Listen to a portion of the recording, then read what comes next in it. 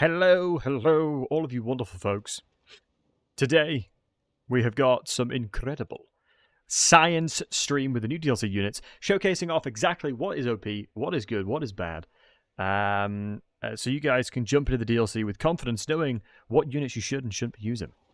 So, one of the things that's quite interesting that I'm expecting for the Ogres is that Thunder Tusks are very, very strong. And right now, they're not in the unit caps. I'm not sure why. It must be an oversight, potentially. That Thunder Tusks can be taken as many times as you want. So they are incredibly powerful. One of my favorite units at the moment is the Eshin Maneater. Sneaky for an Ogre. What a great thing. We've heard of fast for a Dwarf. Now we have Sneaky for an Ogre. Incredibly powerful single entity. For the cost, it is super useful because the Smoke Bomb here it's like Skrulk's ability where you just knock everything around you away, and it's just so good. Alongside, I have Marked for Eating, reducing melee defense by 40 and speed for 29 seconds. This Eshin Maneater specific unit can kill most things in combat. I think generals and everything, it just kind of duels and beats up. You never really have much of a problem there. It's fantastic. I'm not going to say the secondary name because it does get you demonetized on streaming platforms. So Maneater, we'll say, is really good as well. So Deadeye is very, very effective at killing single entities alongside having Bugmans. I'm very annoyed in that Bugman's representation, instead of having a dwarf, to have the Bugman's brew. It is obviously Mr. Maneater himself. But do not shame your ancestors. Hopefully Joseph Bugman would come into the game at some point. I would love to see his what he would do, bring in the Rangers and things like that, because obviously the Ranger forces for the Dwarves are a very, very potent fighting force. So, Bruiser. The Bruiser is a hero, and it is a relatively powerful fighter, very armored with shields alongside anti-infantry, pretty heavy amount of damage. I think the Puncture is pretty nice with the melee attack, and Charge Reflection can be really decent too, but overall the Bruisers, I would say, is good and bad. It's definitely moving and transitioning towards having a lot of potency in the single entity side of things. Hey, Jamie. Are quite the same mercenary way of playing, or I should at least. Yeah, I would agree. They have very, very similar traits for it. No way that you can get demonetized for single syllable out of context. Yes, you can, Landry. I have seen apparently that it happens. If I pronounce this guy's first name, it can be demonetized, and you can get in trouble for it. Because it's technically a slur, right? Which is very silly. But the Maneaters over here, as you can see, these guys are some pretty hefty units. Like, these guys hit really, really goddamn hard. I've been cooking up with the campaign, and there's some really cool stuff I'm excited to show you guys. But yeah, these are the Maneaters. So you have the adaptive tactics. So it comes in if you are losing in combat, so you get a really massive interjection of stat lines. I think overall, with the AD leadership alongside a hefty amount of health per entity, they are an extremely powerful fighting force. It's sort of like if you compare them to the Iron Guts. Iron Guts are a little bit more durable per se, but obviously they just have a little bit less HP. But these guys are obviously harder hitting. I think we'll start with the Ogres. I know that the Ogre Paymaster, in multiplayer specifically, not a big fan of them because a lot of the stuff that they can take is really expensive. But if you're looking for a relatively cheap Lord option, Scrag with just healing is actually really nice. And I don't know if this is in live or not, but 70-second healing is kind of crazy. It is kind of wild to have 70 seconds of healing on a healing spell. So that obviously goes into making a lot of your units even more powerful. So oftentimes what you'll see is exactly that. You'll see single entities being brought alongside with a very cheap hero, or Lord, excuse me, that has access to healing. One thing we do know is that the magic available to the Butchers now includes Heaven Magic. So Heaven Magic is included alongside Death Magic, giving Ogres a lot more of a widespread availability of magic. I think it's actually quite a nice thing to see, because Death Magic can be very effective within a multiplayer setting where you can Spirit Leech the Lords, you can be really a big nuisance, you can be, in general, really, really annoying, right? Heaven's Magic obviously is, in campaign specifically, significantly better than most other options because Thunderbolt is one of the most cost-effective spells in the entire game. But yeah, nice to see that Death Magic and Heaven's Magic has come through there. What else have we got? So we've got obviously the Pigback Riders. These guys are really funny. I was speaking to a Koi, and he was just telling me how pretty nutty these guys can be. So you can see they have uncanny coordination. So their health is greater than 50% right now. Their melee defense goes up to, what is that, 34? Their leadership goes up to 67. So they're a relatively durable unit alongside 72 HP per entity in comparison to the normal Noblers, which is like 54 or 56 or something like that. So like they're nowhere near the level of health. You can see that we've got the Yeets.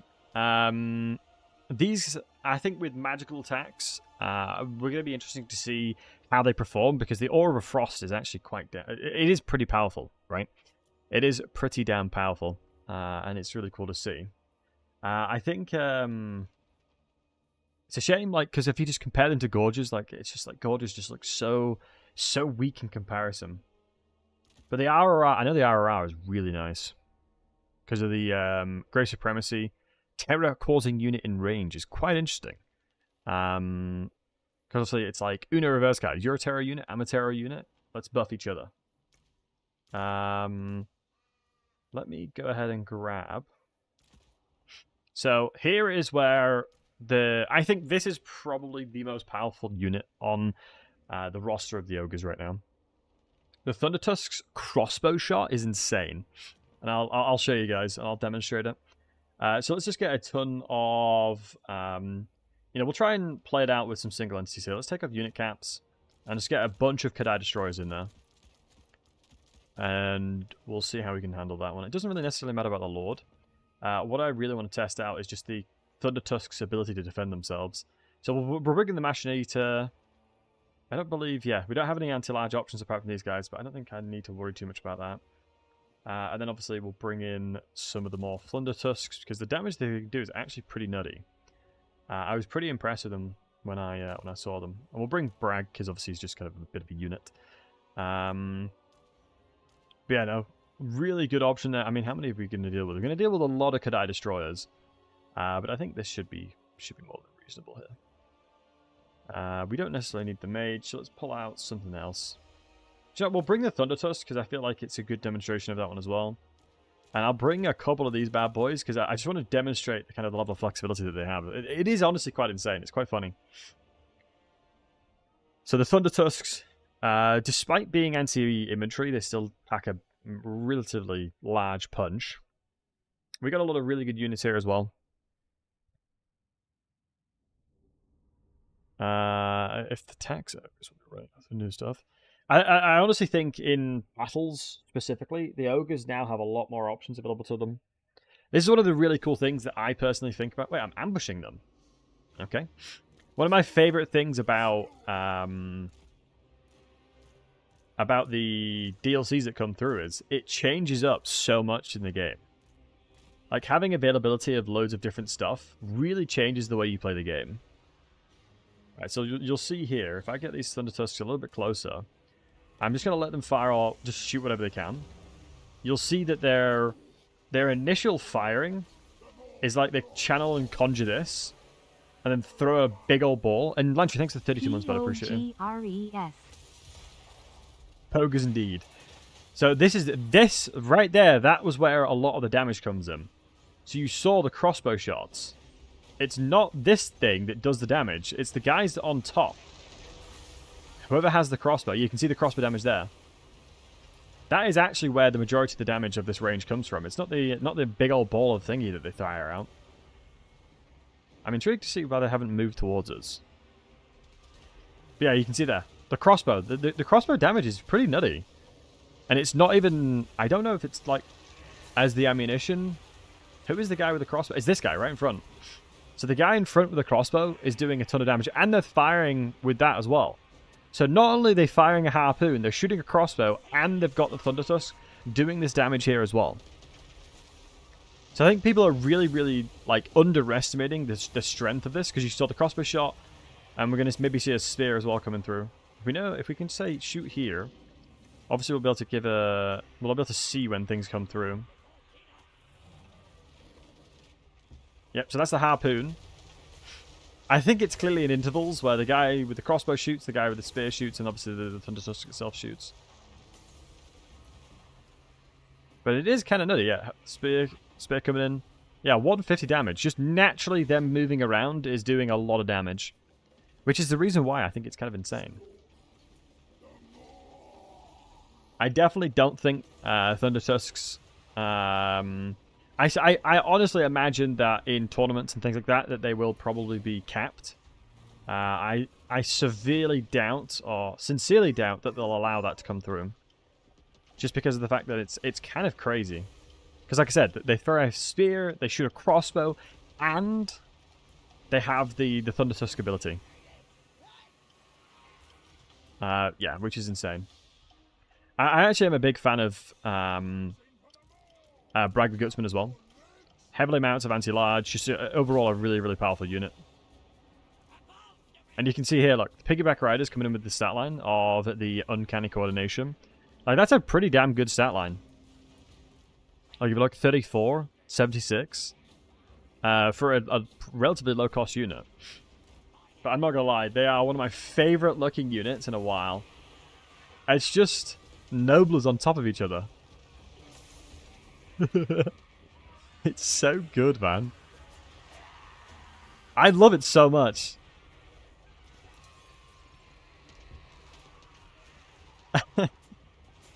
Oh, man. But yeah, what's everyone's thoughts about the DLC stuff so far? Returners should learn the strategy. I mean, they kind of did with the Grey Relics. They kind of did with the Grey Relics, not too much so. But let me fire these guys in and see what happens. It is interesting the AI is just sort of letting me hit them. So these are the normal yeets alongside the man-eaters. I honestly think the Kadai Destroyer is probably one of my favorite looking units.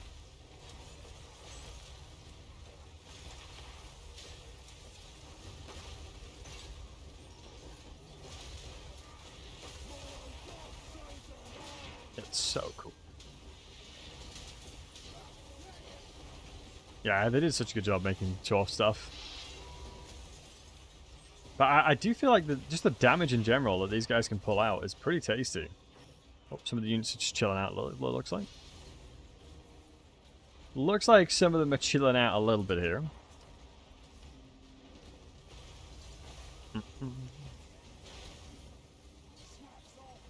But yeah, let's jump in. Let me grab... let's start going through some of the greenskin stuff. Because, yeah, a lot of the ogre stuff is actually pretty damn potent. It's nice to see how many more options that they have available to them. Instead of being kind of like bottlenecked. Do you know what? Actually, we'll do Khorne. Because Khorne have some really cool things. Like, now Khorne Gores are in the game.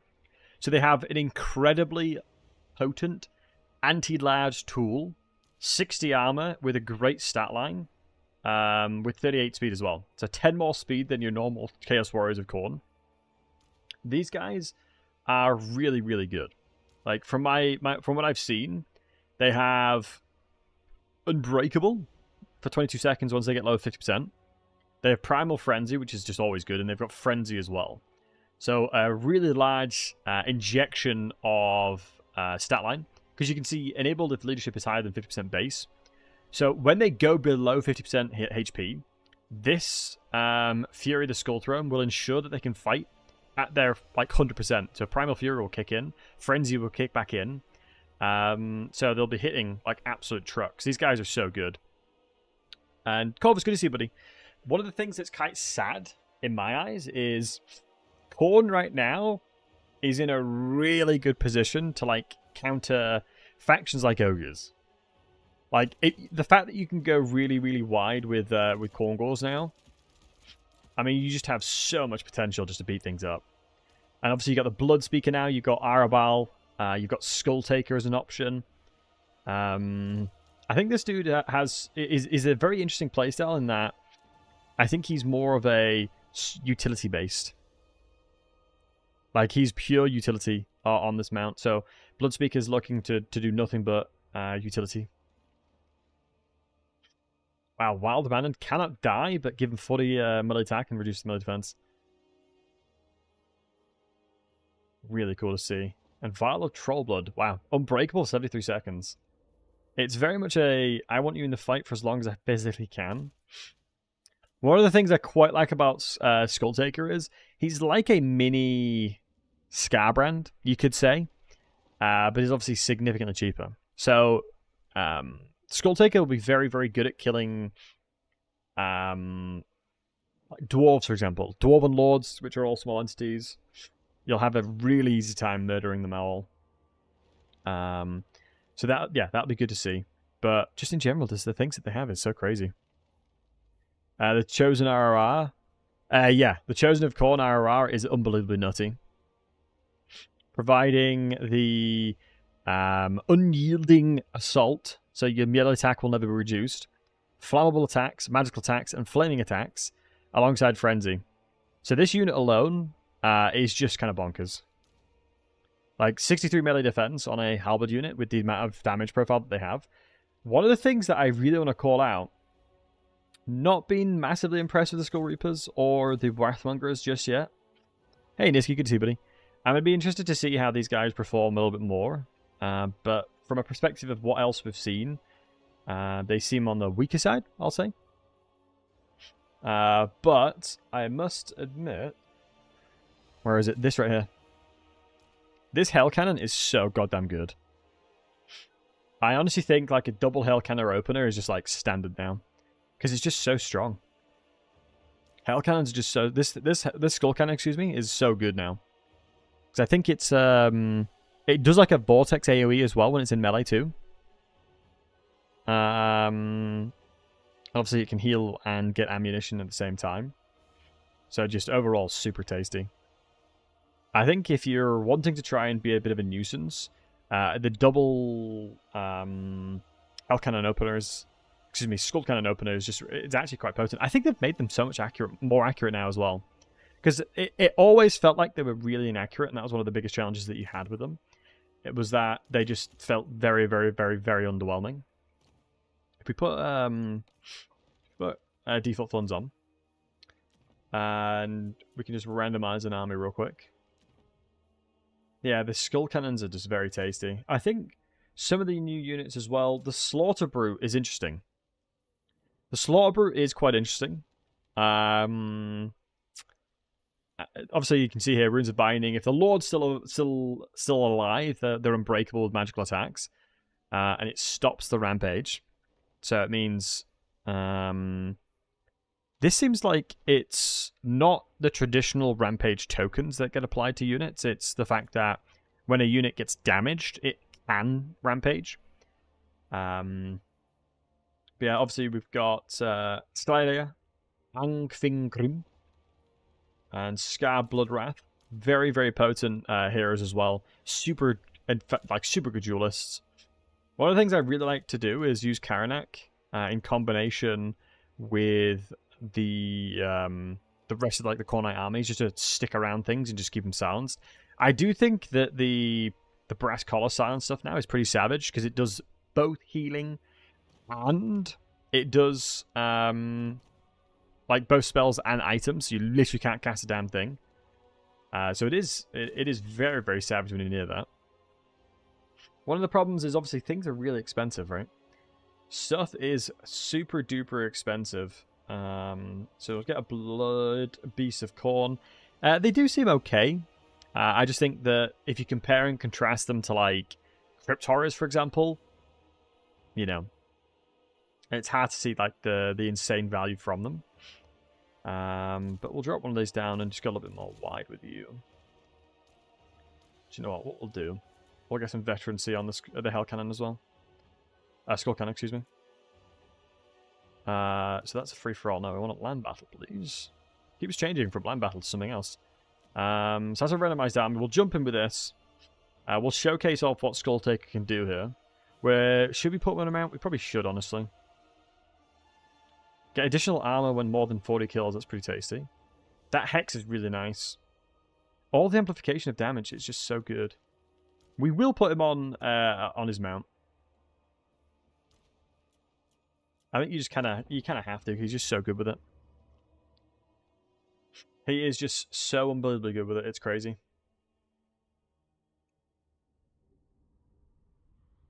He is so gosh damn good. I always love playing with him. Like I said, I think the hell cannon situation, skull cannon situation has gotten so much better. Because they used to be so bad. Although taking a double skull cannon on a map like this is pretty brutal. It's definitely not the best. Right. But you'll see just how insanely good they can be. Because this is the thing that surprised me the most about the hell cannons. Skull cannons, wow. I'm just going to keep saying it wrong, aren't I? Hey, it is what it is. If we can take control of the middle point and then move around, it should be good.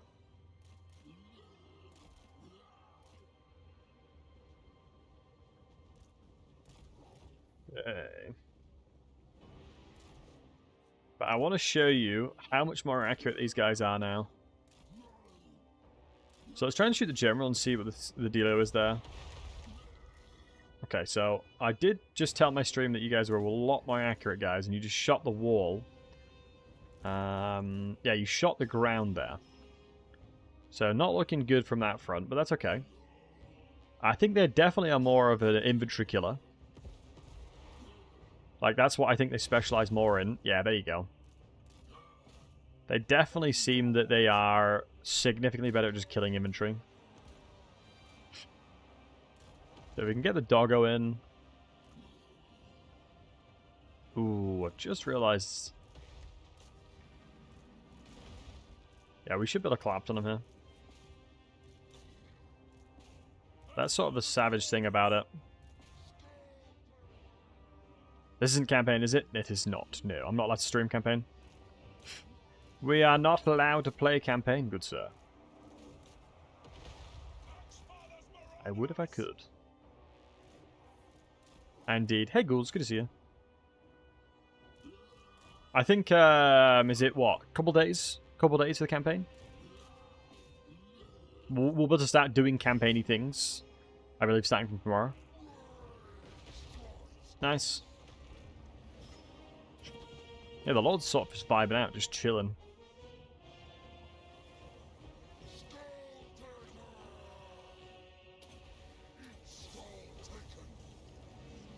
Time to take some skulls. Good. Let me see if I can get anybody...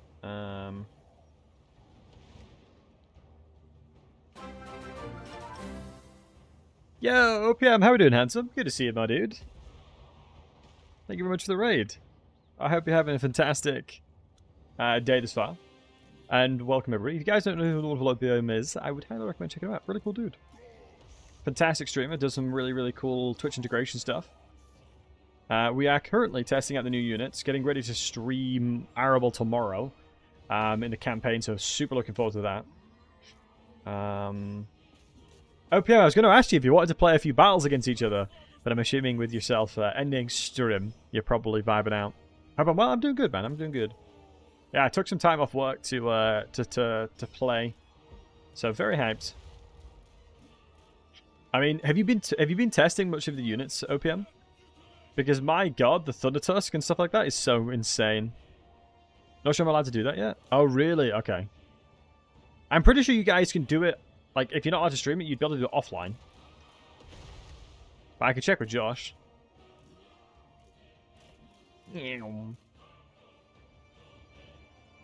God, yeah, the Blood Beasts don't seem good at all. I won't lie. The Blood Beasts seem very doo-doo. Yo, Jorah. He was playing a cool lord, not this. He was playing Elspeth, wasn't he? Jorah, anytime you say something like that, I know as a fact you're talking about a female character in game. It is, you know, it is one of the things where, Jorah, you are just too predictable when it comes to this stuff. It's very clear as a female character, and so it must have been Elspeth. You simp for the chorfs too? I see. Not as much. Definitely not as much. You've sort of like shown your hand a little bit, you know?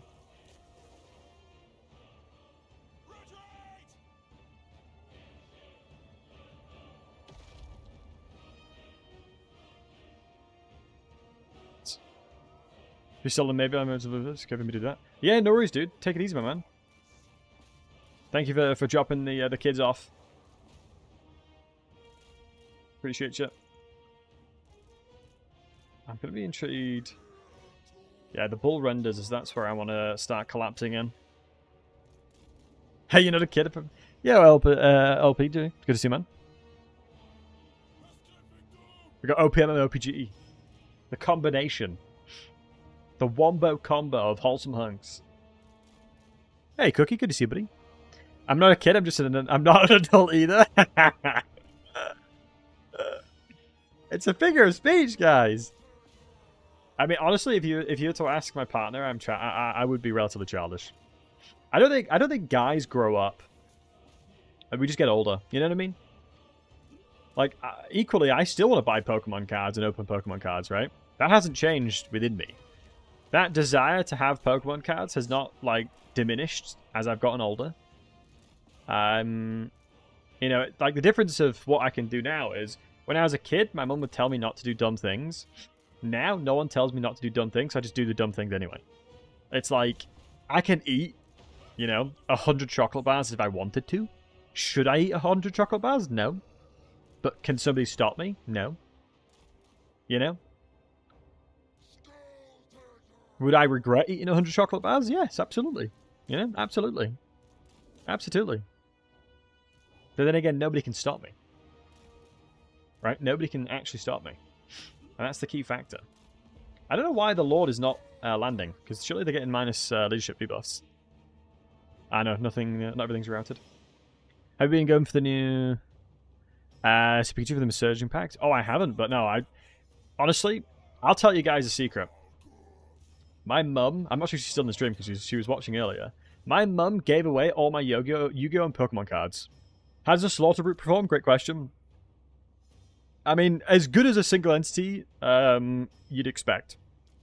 I think the one good thing about them is they're unbreakable when you have your Lord still alive. So as long as you can keep your Lord alive, you're fine. What skull to take a way to force? No, not really, but you can definitely reduce leadership. You can reduce defense and armor.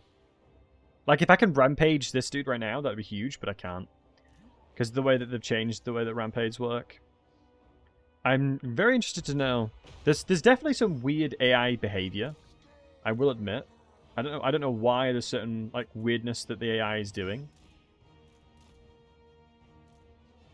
Yeah, for example, these guys coming back. And Ice, good to see you. As you mean about I'm worse in real life because there's no community guidelines stopping me. I mean, I very much would expect streamers would be like that. Are these guys not going to land? Let's drop a massive big old sword on him, see if that changes his mind. No? Seemingly not. Okay, this is certainly interesting behavior by the AI. Normally they do attack you.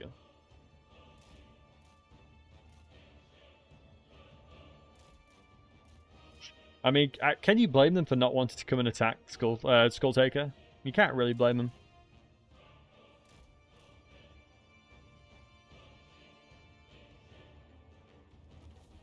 Okay. I take him and I disown it. Nah, I love him a lot. Sorry, Jamie. A stack of Blood Belt Design Blasters and the new Thunder Boys would make anyone reach them before? No, they're probably not. I think the Thunder Tusk specifically are so unbelievably good at what they do that I think you'd massively struggle to get near them. And if you do, they are very potent in melee. Right, guys, shall we do it then? Hold on. I'll do it just for you boys. Let me go ahead and go with custom funds, take off caps. Wait.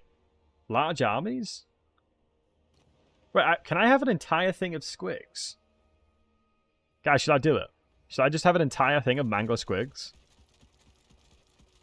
Wait, I'm allowed 40. I didn't realize I could have 40 units. Wait, is my PC going to die?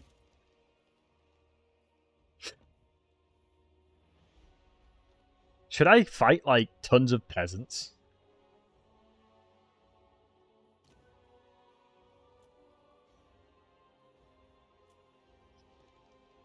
Set them against Slayers. That would actually be an interesting test. Okay, we'll do it against Slayers then. I mean, hypothetically, you'd expect them to lose, right? I think if we're all sitting here, they should lose. They should lose this, but I'd be interested if they don't.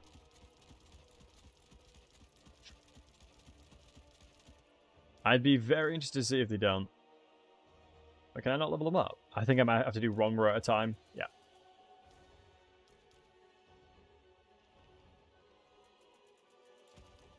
Okay. Unless I can find that sweet, sweet spot. Tease it. Tease it. Nah. One row at a time.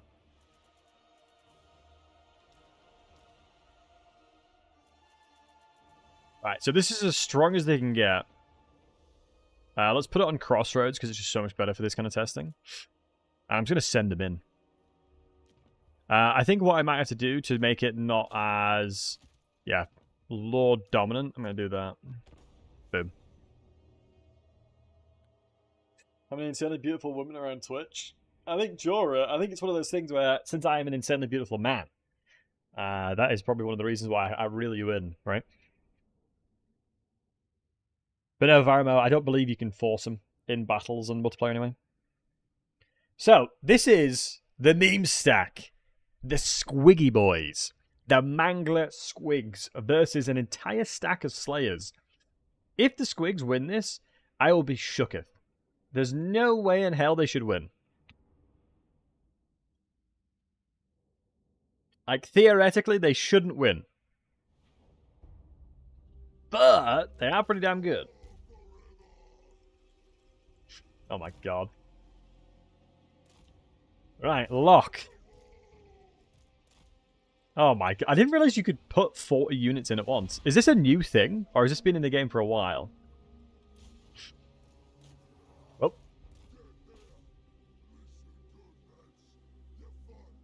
Oh, it's taking them a little bit of time to get going.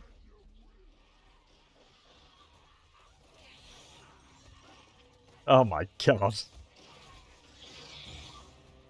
It is just pure insanity, isn't it? They're going to get wrecked? Yeah, you say that, but they are very overtuned, I'm not going to lie. I do think Squigs probably will be nerfed.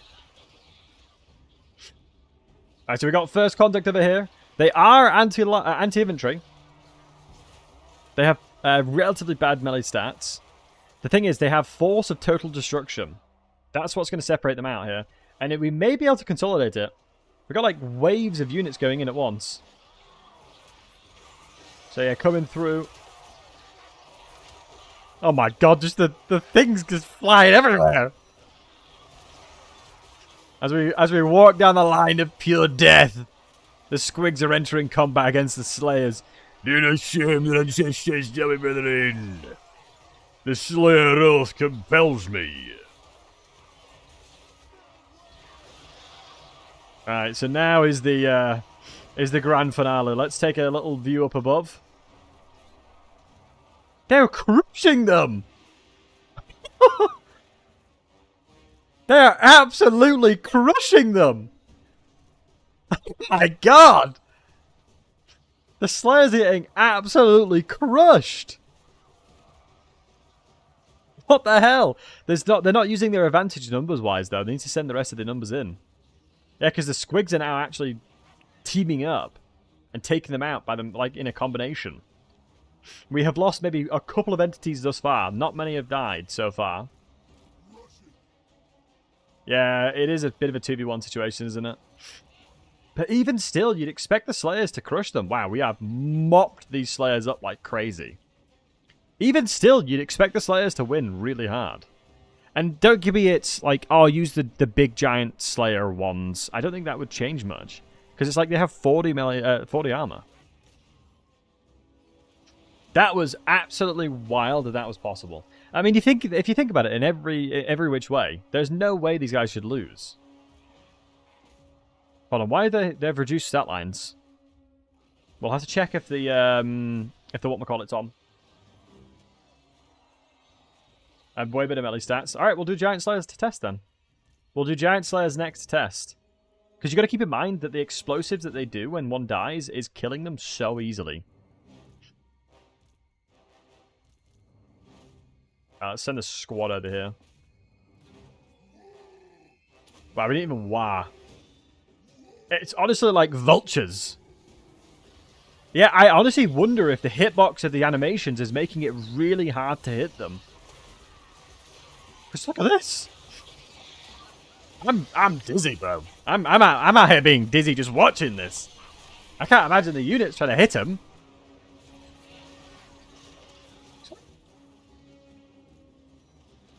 So, yeah, that is kind of nutty. So they're all active. One of you guys is very tired. Oh, is it because they're tired? Is that why they start like the unit reduction? Yeah, active. They're -2. Such a good change, by the way. Such an insanely good change. Look at this. It's telling us what the reduction of stat is. So melee attack is reduced by 2 because of active. So insane. Yeah, this is one of the most incredible demonstrations of how insanely good a unit is. I put money on the fact that this is going to be nerfed. Like, ain't no way. Hey, Boss Canary, good to see you, handsome. Any missile resistance? They are currently on 15%. They are on a 15%er. I am actually curious to see if they are broken hitbox-wise, which is the reason why melee units can't hit them. Because they're mulching everything. Yeah, everything's just dying, man.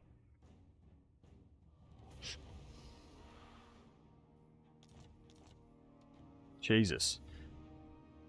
I would say any range could take them out. Oh, yeah, no, 100%. 100%, I agree.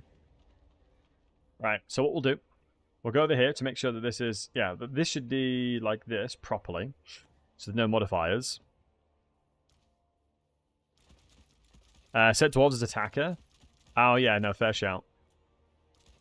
Let's get rid of all these. Bloody hell, I'm clicking like a madman here. Doomstack potential, 100%. I think Scarstick could doomstack them really well. All right, so let's go one tier up. We're going one tier up for a unit, for units that have better stats. Maybe Cav crushes them. Yo, Dragonmus. Nope, they don't. Cavalry gets crushed by them as well. Cavalry really struggles against them. I'll show you after this one. So, technically, cost-wise, the big boy Giant Slayers are now significantly stronger. Not anti-large cavalry. Well, one thing you have to remember, each entity of these guys has, what, like 1.5k HP?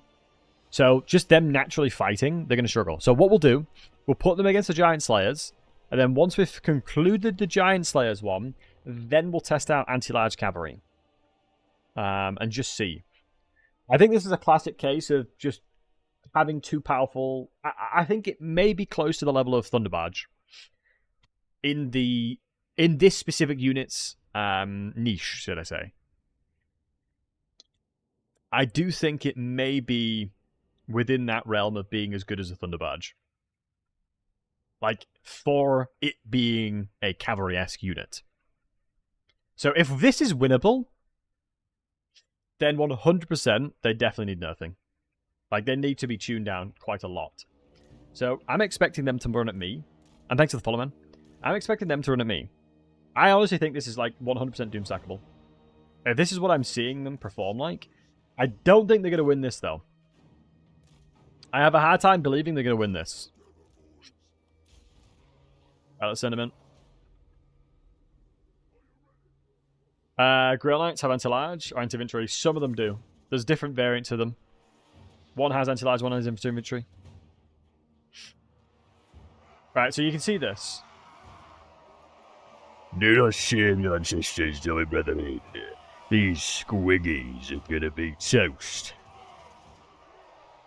These squiggies are gonna be toast. How they don't turn them down for single player? I agree, they should just increase the cost. IMO.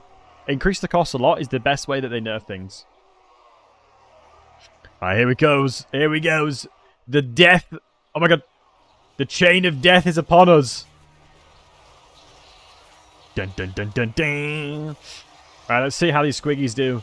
Hopefully they send the second rows in. Oh, we've just sent it into the second row anyway. The squigs animations are just flinging them all over the place. So, yeah, look at the disruption that they're doing. They're flinging them all over the shop. Look at this. So many entities are being disrupted every single time. Which is wild. That's crazy this is happening. This is why they're struggling to get hits in, because they're just being flung constantly.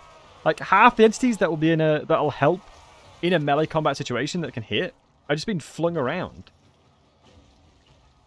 Yeah, they're winning. They're winning in melee. They're actually winning. I don't know if they're going to win out fully, but they're actually winning. And right now they obviously have no support. So they're all rampage. These guys on this side are all chilling. So it seems that the ones have doubled up. The next row will be sent in, so I'm going to be interested to see the next row coming in. All the lads are rampaging. Yeah, this is a classic. So if we can start getting them like together. We want to make sure the ones that are getting weakened... Look at the damage! Look at the damage! Get them sent into bigger blobs, because I want them to explode. I need them to be hitting the ones with the bigger blobs. My goodness. Is this a normal battle difficulty? Yes, they are not nerfed. So they have rank 9 chevroned giant slayers, by the way. Like, this is not them nerfed in any way. And they're just kicking ass. So I could just provide some buffs there. But yeah, I'm maybe interested to see how we can finish out. Because a lot of these squigs are going to be in trouble. But with the blobs that we have available to us, I think they're going to just completely swarm around these dwarves. And maybe just take full advantage of the fact that they have the numbers advantage. Because if they can do that, and take advantage of the fact that they have the numbers, I think they're going to struggle to lose this one. Gorbad is basically Grimgor on steroids, I'm not going to lie. Also, Gorbad's armor looks so sick. Look how dope he looks.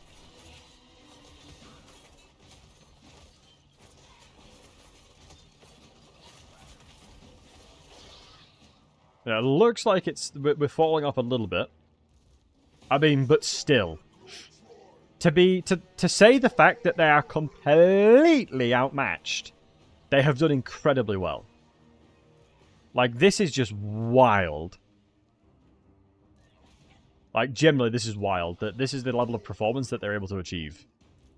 Because keep in mind, once again, Giant Slayers are the most potent anti-large way of killing. Jesus.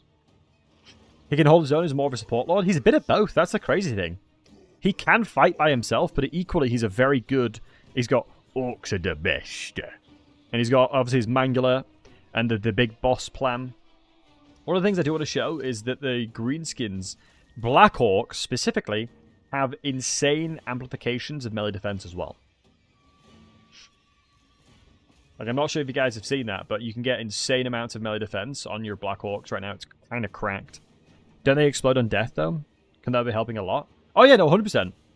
That is one of the biggest catalysts as to why it's helping a lot. But equally, it's part of the unit, right?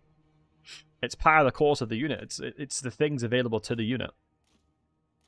But I think their hitbox is one of the reasons why they're so unbelievably difficult to kill as well. So keep in mind the cost especially is a big factor here. I think the cost differential is pretty vast. They're unbreakable as well, which is kind of nutty. Hey, Dan, right back at you, bud. Wait, why did we rout? Oh, I'm losses. But that is wild. That is wild. How many they actually killed. Like, you can see, they're trading up really nicely. And this is probably one of the best ways of doing it. Crazy, man. Like, the fact that that was as close as it was Look at that. 2,800 of them were killed and 338 remaining. And that's 39 squigs versus 39 giant slayers. That is so wild. That is so wild. I know Mangler squigs, if you put them against like single entities, it reminds me of kind of Gorges.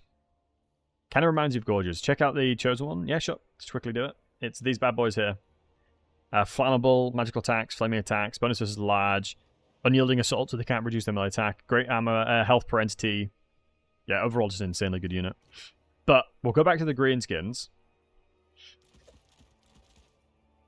One of the things I'm actually quite interested to see, so with the Savage Orc Great Shaman, I still think Gorbadge is better in every way.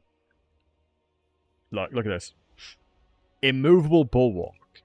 And these guys are unstoppable choppers. These guys can get, what is it? 66 melee defense, 110 armor, silver shield, kind of insane. And Rudy, cavalry, artillery can hit them, but obviously with their animations, we should definitely probably test the hitbox. Let me take off large armies. So let me test something. So we won't do that anymore. What should we do? Let's give them like a ton of large cannonies and stuff like that. So one thing, actually, I'm interested if this is possible. So if we do a large army, and we do, let's just say Savage Orc Grey Shaman, sure. We'll give him the Wyvern, sure, whatevs. But we'll give maybe... Oh, by the way, this guy is so nutty. The new hero, Snaggler Grobspit, is so good. Alongside this hero here as well. So, because you've got summons. It's kind of wild. So, Squig Thinking alongside the Net plus Spider Hatchling summon too. Greenskins are looking good, boys. Greenskins are looking real good. I won't lie. The greenies are definitely good, because the Colossal Squigs are all equally very, very powerful in combat as well. The Flinger Ragnarok Spider also does a ton of damage alongside slowing plus increasing vigor. But the test that we're going to do, which faction do you guys think will be able to stop the Greenskin Squigs running at them the best with artillery? What I'll do is I'm going to give myself 19 Squiggies. I'm going to ramp them all up. And I'm going to give the specific faction... Should we do Warriors of Chaos? Or like Chaos Dwarfs or something? We'll give them like an entire row of infantry and an entire row of artillery to see how it performs. So we'll do a normal doo-doo one. Yeah, doo-doo. Are we saying that we should do hell cannon, like a ton of hell cannons? A couple of hell cannons, a couple of these bad boys. Do solar engines count from lizards? I would say they do, yeah. Solar engines are really powerful as well. Should we do like a hybrid of artillery? I mean, the Dreadquakes are really not that useful here, but I'll still put them in. And then let's do an entire line of Hobgobbos. So a good variety of this versus an entire row of Squigs. And let me increase the levels so we can get more accuracy on them. Can I not do it because of... Yeah, I can. So pure accuracy coming through as well. I'm actually very curious to see what happens. So we've got an entire front line of kind of meh units. And I guess the challenge here is just run at them and see if their artillery can kill me fast enough before the Squigs can just annihilate the front line to then annihilate their back line. So this is 20 units versus 40. Hobgoblins for dinner? It very well could be. So the thing that I'm interested to see is what the hitbox is like. Because we'll have to wait and see what the hitbox is like.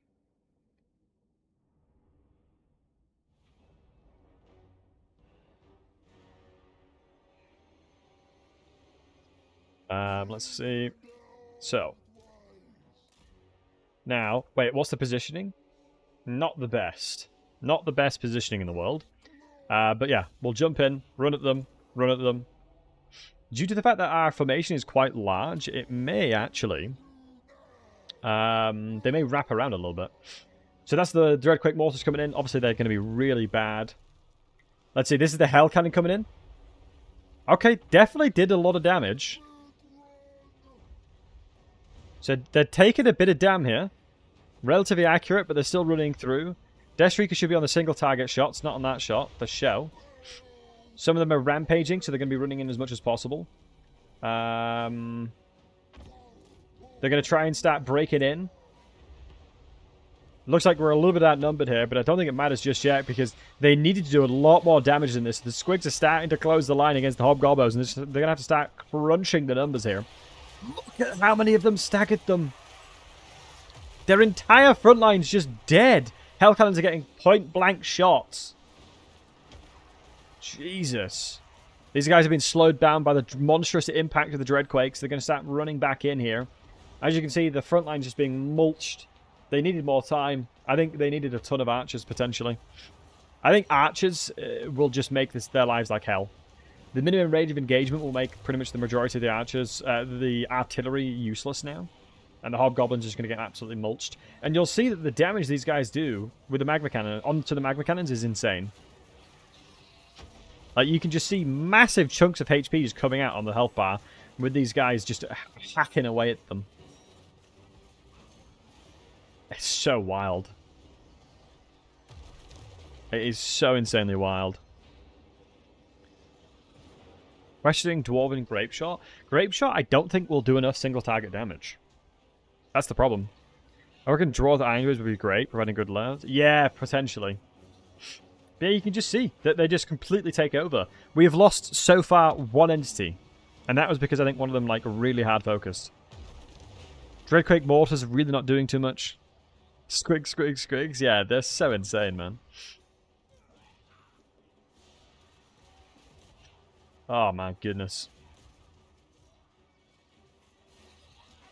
It is absolutely redonkulous. Because there's just nothing that you can really do to stop it. Like, I'm trying to think, what can you do realistically to stop it? You'd have to have a very heavily... even a heavily range-based army would struggle. Because the second you get into them, they're unbreakable. So it's like, good luck completely killing them and evaporating the entire unit before they get to your front line. So you can just see bash, bash, bash, bash, bash. Mulch. Not much they can do. Yeah, wow. Need to do inventory and thingy. Yeah, we're going to have to change the inventory. So this is a done deal. This is what they call an absolute done deal. Once the rest of the inventory die. Single entity Doomstack. What? Against the Squigs? Oh, the single entities would get crushed. 19 Thunder Barges? Hey, they can't land, Richard. So, I mean, you're a genius, low-key. That would be a very effective stack against them. But I have such good naming conventions. Malice? I put any money right on... I will put money on this. Guys, I'll put money on this one.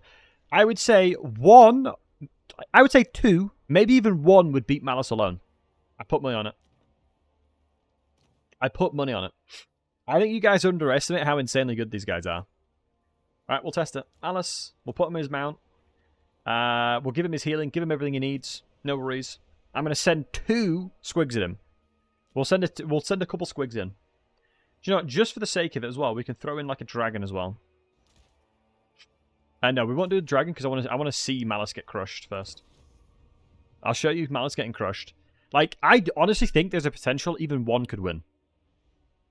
Like, I'm not even kidding when I say that. Malice Starkblade is considered one of the best premium fighters in the game. Does the Squigs count as chariots for the damage split?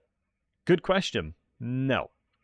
The collision damage that they provide is like a large entity. The damage that they do is 225 per entity, and there's 4 of them, so they do 800 per swing, basically. 900. Whereas if you look at Malice, he is nowhere near that level of damage stat line. Wait, why is he nerfed? Wait, hold on.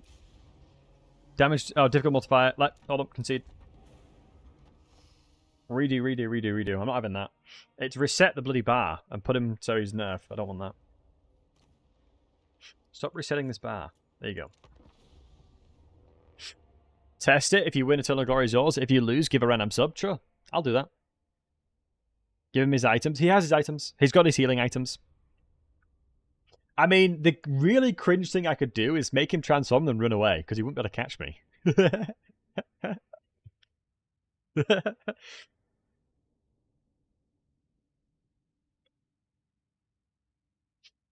Now that would be funny. It counts. I mean, low-key it would count. And when taking damage, when a big single entity hits more than one, is it split or forced to one entity? That would be dependent on the splash damage that they have. So if you give me an example, Garopto, give me an example of a unit right now. If you give me a unit example, I can tell you exactly to the T what it would happen.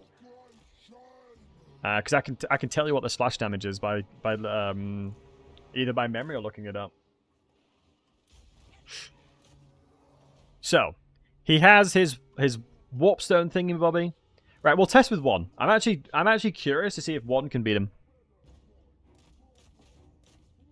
And yeah, I believe the wonderful OPM sent you over, Oliver. Welcome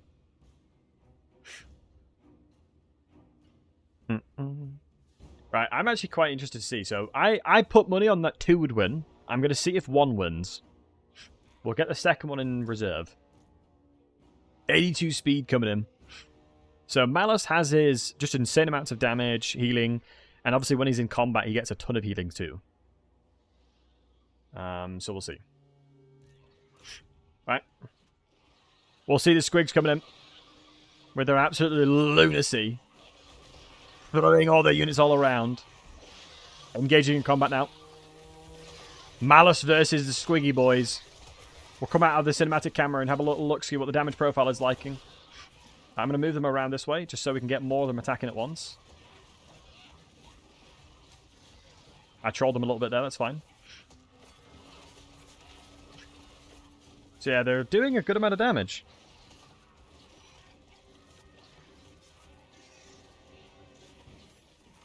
Yeah, their attack damage... I'll need to check the files to see what their damage intervals are. So if I check... what's Malice's damage intervals? Okay, wow, he's getting crushed. Send the second one in. Let me check what Malice's damage intervals are. So Malice right now has a... Yeah, there you go. The Rampage should help a lot. You know, we'll do it in isolation. We'll do one just at this time. Give me a second, guys. I'm just checking what Malice has. I'm just trying to see the unit card. Where I go to check is being hella slow, though, which is unfortunate, but it is what it is.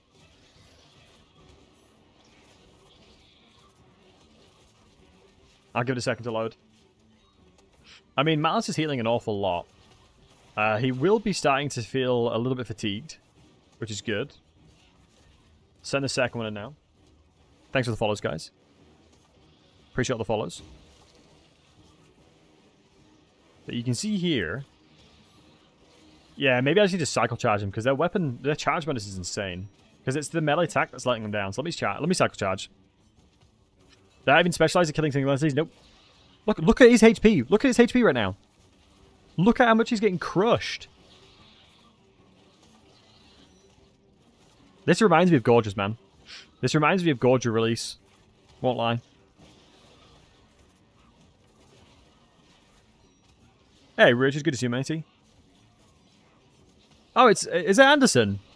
I wasn't aware your first name's Mr. A is it Mr. A Star? I'm assuming it is.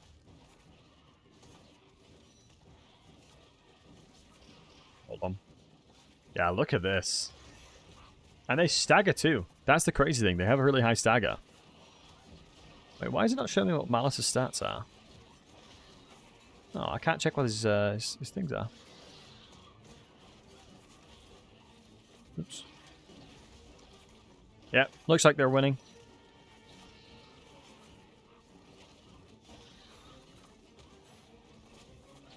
Not bad. I did tell you guys. I did tell you. Like, there was no way they'd lose that. I mean, like I said, they're not even anti-infantry. If you put them against like a Dwarven Lord, it'd be insane. There's like tier 3 units or something. Yeah, they are very good. This is the reason why I test Subversion, is because I can give this feedback that they need to be nerfed.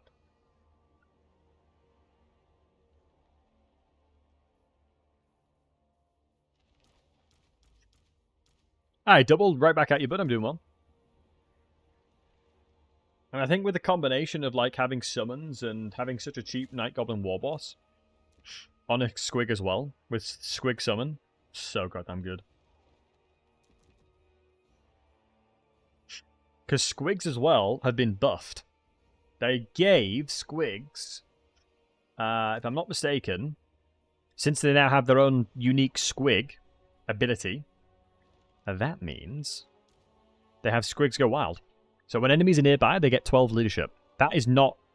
that's not in the base game, I don't believe. Or maybe I'm wrong. Maybe I'm wrong, but as far as I'm aware, I don't believe it is. Let me check the latest and greatest. Let me have a look at Squig. Here we go. One of the best websites, by the way, if you're looking for anything to do with the game, is this website right here. Total War Stats, such a goated website. You can see... Oh, they do! No, they do. I'm wrong. They do have Squigs go wild. They already have that.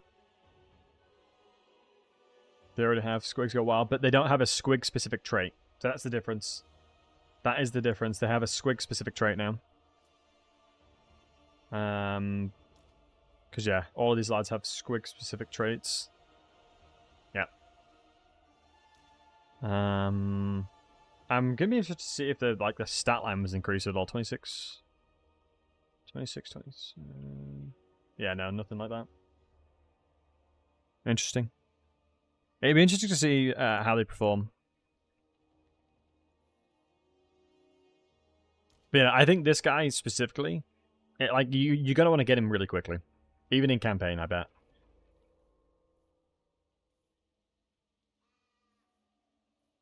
Is this only for Squigs? Yeah, look at this, empowering shrooms. Only if it's a Squig. Wait, does that mean 24 melee attack? It's kind of wild. Wait, hold on, I'm cooking real quick. Hold on, let me cook. Let me cook real quick. That means to me that something is...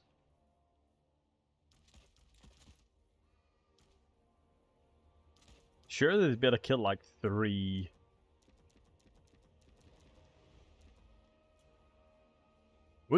How many of them could kill? Well, let me see what kind of buffs you provide. No, I don't think I need any of those. I'm interested to see how insanely good this will be. Because like, if we go against a Hydra, Hydras are really effective at like sponging damage, and they can be really hard to kill. They can really be hard to kill. If a Dread Saurian bites one unit, a Mangler with 4 entities, the damage goes full to one Mangler, or is it split? Saurian bites one Mangler. Okay, Dread Saurian. Thank you for the... let me check. So with the example of a Dread Saurian, I can actually give you like a full-on explanation. I'll pull out paint as well for you, matey. So if we check out the Lizardman, a Dread Saurian, we'll do a normal Dread Saurian. We'll actually close and get both of them. So their attack intervals are 4. Their max splash attack is 8, which means if I go over here, pull up paint, and I do display capture. Since we know that Dread Saurians have, oops, wrong thing. Since we know Dread Saurians have a splash attack of 8, right? And obviously we have 4 entities, so it'll be 4. But you got to keep in mind, like, hold on, let me take a screenshot of one of their portraits, because I'm not going to attempt to draw this because I'll do it really badly. So envision it like this, right? You've got a Dread Saurian, and every single unit like this will have its own like radius of where it hits. So this is like, imagine this is its splash damage range, right? And the entities that you're hitting need to all be in that range, and each individual entity that you hit with your splash damage has to roll the melee defense. So the melee defense and melee attack calculation is 35% base weapon, like hit chance, plus melee attack, minus enemy melee defense. And let's say I'm hitting 1, 2, 3, 4 targets here. In this case, I could do 8 up to. Individual rolls of each one of these has to roll this. But the weapon strength is divided equally to how many I hit. So let's say the weapon strength of the Dreadsaurian is... How much is it? 750. Obviously, then you've got armor in that calculation. But excluding armor, just to make it easier, we have 750 weapon strength. And let's say I hit all 4 of them. I divide this by the number of targets that I'm hitting. So it would be divided by 4 in that case. So I'm gonna, because I'm a noob. Yeah, we would do 187 damage, 0.5 per entity hit. In that case, but if it's like if I fail the melee defense melee attack check here, like the hit chance check, and I can't hit number 4, it would then just remove this down and it'd go down to 3, and then the damage I would deal is increased, which is one of the really interesting things about certain units. When hammerers were given more, were given less splash damage, they became better at killing elite infantry. And the reason for that is because they would struggle against elite infantry because they would do so much splash damage that they would struggle to kill entities. But when they consolidated them to having only 1 or 2, they could hit harder in each individual target they hit. Granted, it makes them weaker at killing like chaff, but it makes them better at killing elite infantry. But does that make sense? I hope that makes it garapato. I hope that makes sense to you, buddy. I did my best to try and explain it. Because there's a lot of random calculations and random gubbins that's involved within it. But I certainly hope that helped. Did you know that the average speed of a fart is about 7 miles per hour? Yep. I do now, Dizzy. I do now. But no, thank you for the 30 months, but I appreciate you. Hope you're doing well, Dizzy. Alright, so what we're going to do, we have this will buff... Oh, it's an AoE! Oh my god, that's even better. I didn't think it'd be an AoE. But that's insane. Wait, doesn't that mean I can summon the squigs as well and then send all 3 in? I don't think this guy has the buffs. But we can buff with this. Yeah, we can buff that. And we can give him melee defense as well. Okay. So let's get... wow, the summon range is so large as well. Okay, throw you in. I don't want to cast it. How long does it last for? 28 seconds. Once they get into combat, I'll do it. Because once their charge bonuses run out, that's when they'll really need it. So let's click it onto you. Goldbite is going to buff up you. Yeah, 98 melee defense. Not bad at all. Melee attack, excuse me. Am I finding the new stuff so far? Yeah, so far so good, man. Yeah, you can see here that the damage breakdown is a little bit better. It seems that like certain things like Hydras, they may struggle a little bit to hit. One thing I am interested about is this guy. How much damage this thing does. It's more the debuffs that it provides, yeah. Debuffs and poison and whatnot. Yeah, they've basically taken minimal damage. And they're doing an awful lot. Yeah. I have a feeling that the squigs are pretty damn good. Yeah, Snaggler Grobspit I'm actually really looking forward to using. I do like the animations though, I must admit. The animations are really nice. Yeah, craziness there. Absolutely craziness.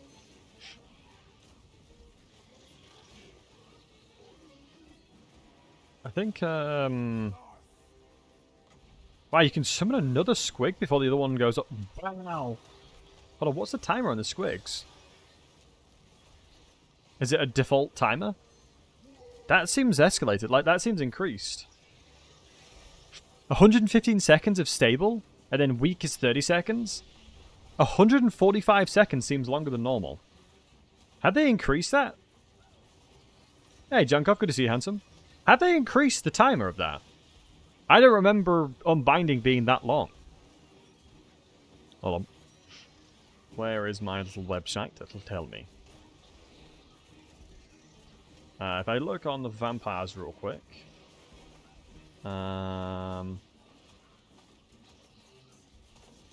Click on any of the units.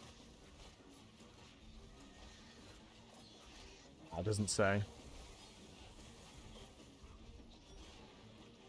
Hard to find. It's usually between 60 and 90 seconds. Yeah, that's what I thought.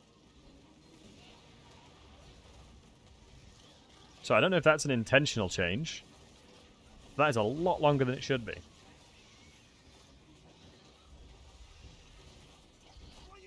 I kind of want to check now.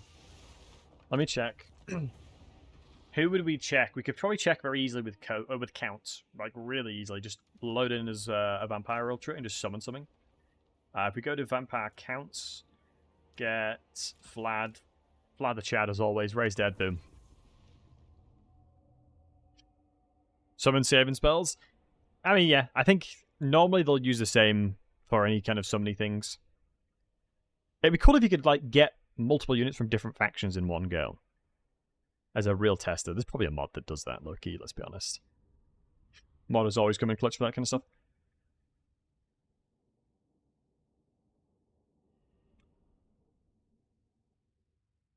Right. You want to use an excuse to use Vlad, let's be honest. I mean, Vlad is the Chad. He is one of my favorite characters in lore. Alright, let's see. How long is it? 99 seconds. Interesting. It's been increased. Okay, that's 99 seconds. Let me try Skaven as well. Let me use a Plague Priest. I don't know if this was an intended change. Can someone check for me as well? Can one of you guys be an absolute massive legend and log into the game and then do the exact, or do a very similar test? Because it'd take me a while to roll back the build to then roll it forward again.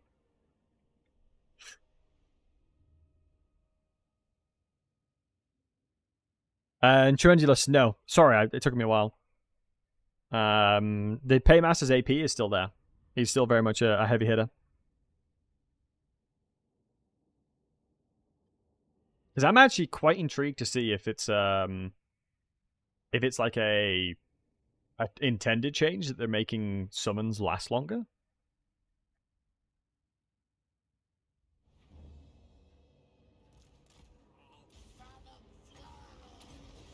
Because yeah, like 130 seconds odd is quite insane. Yeah, look, 32 seconds.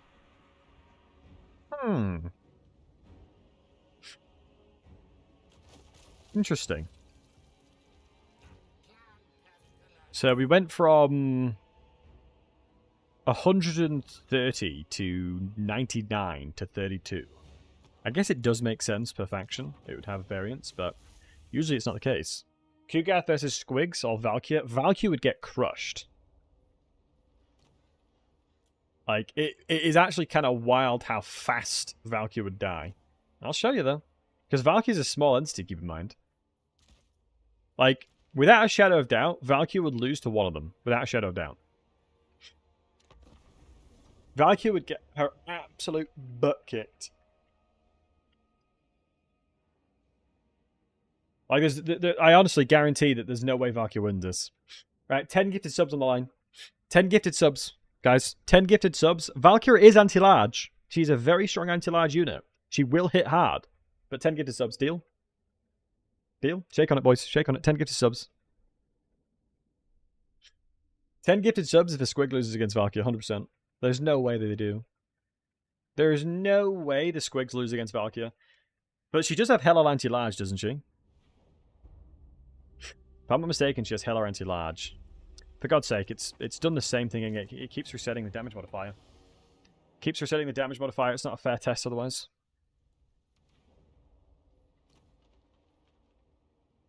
It'd be nice if it saved it.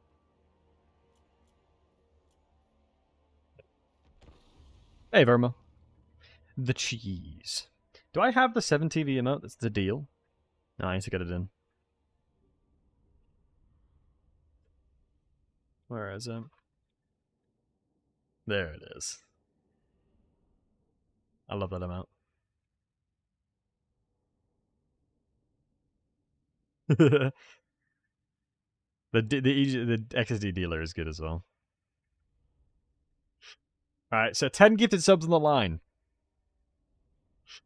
and I will equally gift it to the YouTube folks. It's community gifted subs. All right, let's see if Valkyrie can win. She should be forced to attack me. I hope. Otherwise, she's going to sit there doing nothing. She is on the attacking side. Hello, Valkyrie? I can't force her to attack me. Hello? She's just going to lose because she's not fighting me. Valkyrie, can you land, please? I'll put the Lord here as well. It counts. It does count, but it's just not the same. They can't get her. She wins. I mean, she'll rout, so the battle is over for me. Okay. How can I force her to attack me? How about snow leopards? We can check in a sec. How can I force her to attack me? Oh, have units on the ground. That'll be it. If I have a unit on the ground, I can force her. Wait, no, technically that's not true. They could still ignore it. Oh, you're right. Yeah, getting fly units a lot smarter. Squigma mail move. Love that. Hey, Grubs. Grubbus.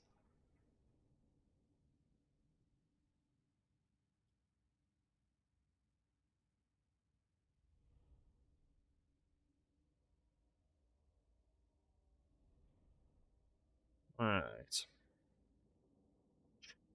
Yeah, there's just no... I honestly... Even though she has like a 30-60 anti-large bonus, and Squigs are large, I still don't think that they would win. Look, it's reset it again. Hold on.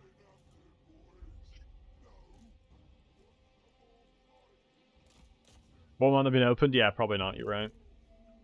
Look, she's doing a little spoil around. Valkyrie, come and attack us, you rascal. Yeah, no, you're right. Flying unit. It's a flying unit angle and bait her out. God, is there a way to make the AI aggressive? Like, make them murder me? I don't think there is there? Like, is there a way that I can just tell them to go fight me? Hey, Joker.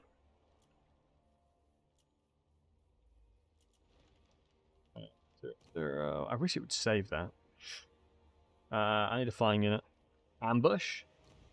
Oh, if I'm being ambushed. Yeah, valid point, actually.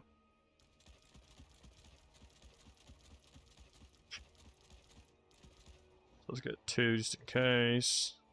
Let's take off large armies. I'm on sandbox mode? How can I change sandbox?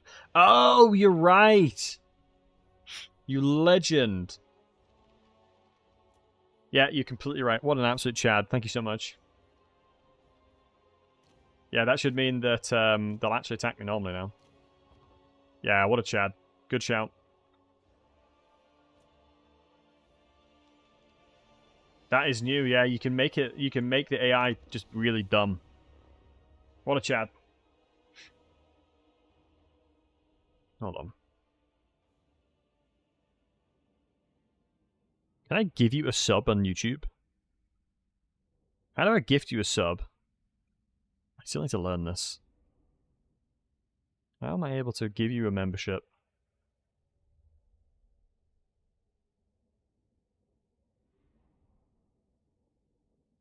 Wait.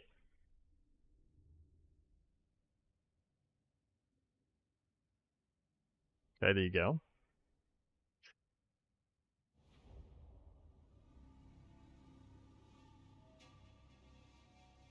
Yeah, there you go. Just drop those in there. Okay. Now Valkyrie should attack me.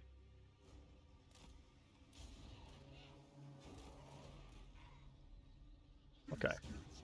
Yeah, there you go. She's actually running at me. The only sad thing is she's got 20 bonuses as large, and she'll get the first charge in with an insane amount of charge bonus. All right, come on. Cometh at me, Valkyr. Gotta wait for her to charge in. We evaded it completely. So here's the interesting thing, right? The squigs have bonuses as inventory, and so technically they have really, really high chance to hit Valkyr here. Oh, the little rascal! She used a demon shield. Yeah, to stop damage. Surely there's no way. One of them's dead already. She's hitting hella hard. I'm so surprised. I'm really surprised how little damage they're doing.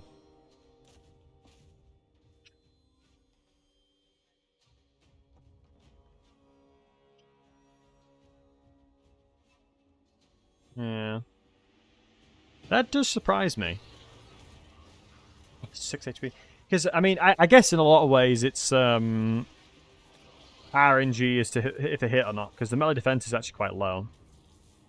Because it's the melee defense of what? 38 on the squigs. Yeah, I'm just surprised Valkyrie won that. I guess if you ran it back like a lot, I guarantee it's different. Yeah, not getting a charge is brutal. I don't know if you'd be able to like emulate them getting a charge, because like the squigs charge is what makes them so good. Because they have like 55 charge bonus or something ridiculous. I'm almost certain if you ran that back multiple times, the outcome would vary significantly. The outcome 100% would vary significantly.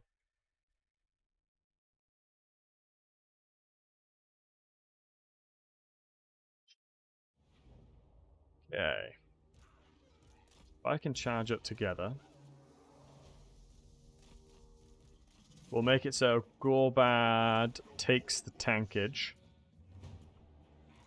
Gorbad can tank the charge, like so. As long as Gorbad's not hitting... Ah, shoot. She's used a demon shield already. Guess it doesn't necessarily matter. Yeah, I guess the demon shield doesn't make for a very, very accurate test. But yeah, now we've got the charge. Never mind. There we go. Now it's a more accurate test. Yeah, look. Absolutely smoked her. Yeah, that was more aligned to what I was expecting, but I guarantee the things were said as well. Yeah, to say she's an anti-large, a very potent anti-large killer, like that was pretty brutal. I mean, you'd expect that as well, right? You'd expect with a squig to be able to like that was half HP difference because they got the charge, but yeah, it's just because the damage is insane. I think squigs are pretty damn good. Wait, does this mean? Hold on. I know the wonderful Dav Plays has mentioned that he'll be free to play some games in a second, and so is Intensity, so we should be able to do some really fun games. We should be able to get some really fun games in.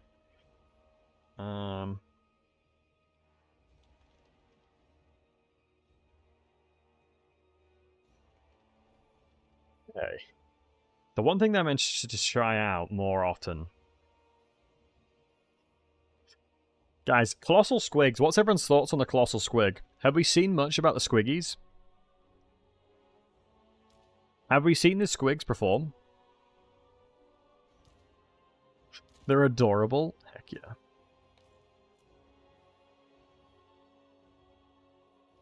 I wonder if anyone's queuing the ladder. Oh, not leaderboards, multiplayer battles. No. Oh, this one is actually a lobby going on. Maybe it's just broken though.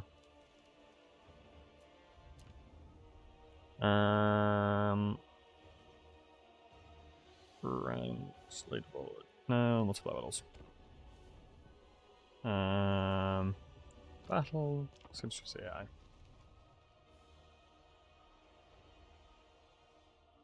Vlad's raised dead as a 99-second counter. Yeah, I don't know why the raised dead has such high variance. Like, it's so strange to me. I guess against a really good player, I don't think Mangler Squids is like an auto win. Like, I very much doubt it's like a Giga auto win. But I'd be interested to see. Because nowadays, with the variants of the Orc units, like with Black Orcs, my understanding is there's no Black Orcs with shields and spears, maybe. One thing I would love Gorgeous to have is Hunger. I was speaking to Okoye about it, but I don't believe in Tabletop the Gorgeous have Hunger. So I don't think it's feasible for them to have it, unfortunately.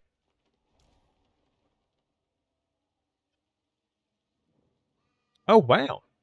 Spirit Gork Mork. Leadership and damage, just +4 by existing. Would you ever take something like this just to have? For an additional 4 leadership? Nah, it's quite costly for just 4 leadership, right? Hope they nerf them a bit before the release. I don't mind them messing with infantry, but they should not be Lord Slayers. Yeah, no, it's the exact Gorgeous situation, if I'm honest. It is the exact same Gorgeous situation. I don't know why it keeps defaulting the damage here. Or defaulting the stats modifier. But yeah, we should be able to get some good lobbies coming in soon. Against some very talented players, which I'm looking forward to. I have an idea of what I want to do. Ends with 2-man units. Yeah, no, that's fair. I do want to see just the raw potential of these squiggies coming in. Let's get a few of the new units coming through. I want to see what the bolt throwers are like. And the RRR bolt thrower would be good to see. The RRR view. Let's go ahead and just randomize an army. Sure, good enough. Let's jump in. I don't think I fully spent all my money, maybe. We'll see. But the double squig action. I'm going to be interested to see how that goes. But I have some very cool videos planned, by the way, guys. And hey, Kelly, good to see you, buddy. I am very, very excited about the videos I have planned.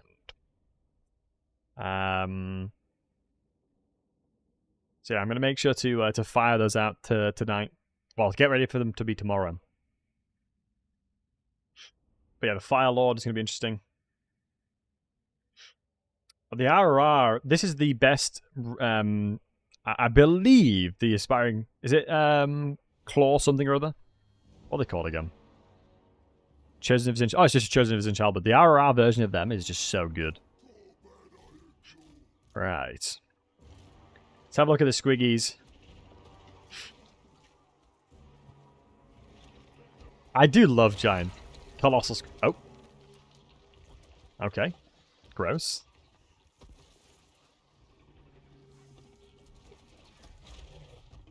Oh, they've got loads of arrows in them. Yeah, you don't want to mess with the Colossal Squig. Oh, dude. Colossal Squig Doomstack probably goes pretty hard. The blue Flinger Spooder is certainly interesting. Wait, it's a catapult. It's a catapult on top of it. It has 400 range. What?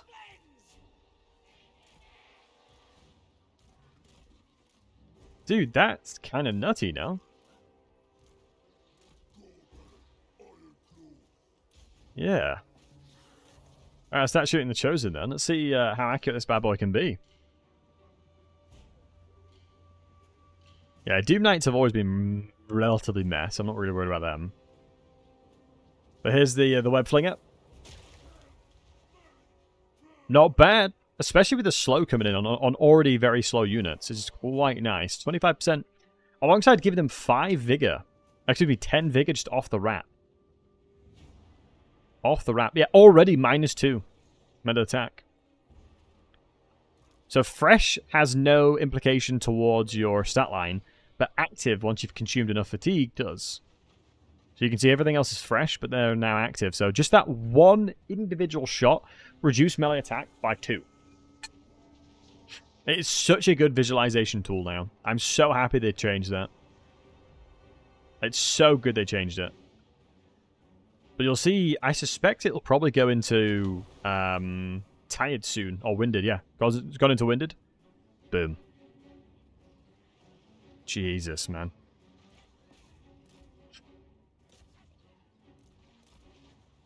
Wait, how the hell did these guys take damage? Oh, the bolt throwers, of course. I haven't been paying attention to them at all. Let's have a look at the damage. Do they have any stances? No, they don't. No stances. Let's get the squig moving forward. So let's have a look at the damage coming through onto the Dragon Shackle. So these are the bolt throwers. I think magic is over there, but a little too late. Let's not move them. Let's keep the patty going, you know? Yeah, the metal magic should, in theory, break one, but not too bad. I think the damage is non-existent now. It very much looks like the damage is pretty damning, you know, non-existent right now. I don't know. 25% missile resistance is fair. Always been that spiky? I don't really know. I've never really paid attention. I know the Shaggoth is a little bit different.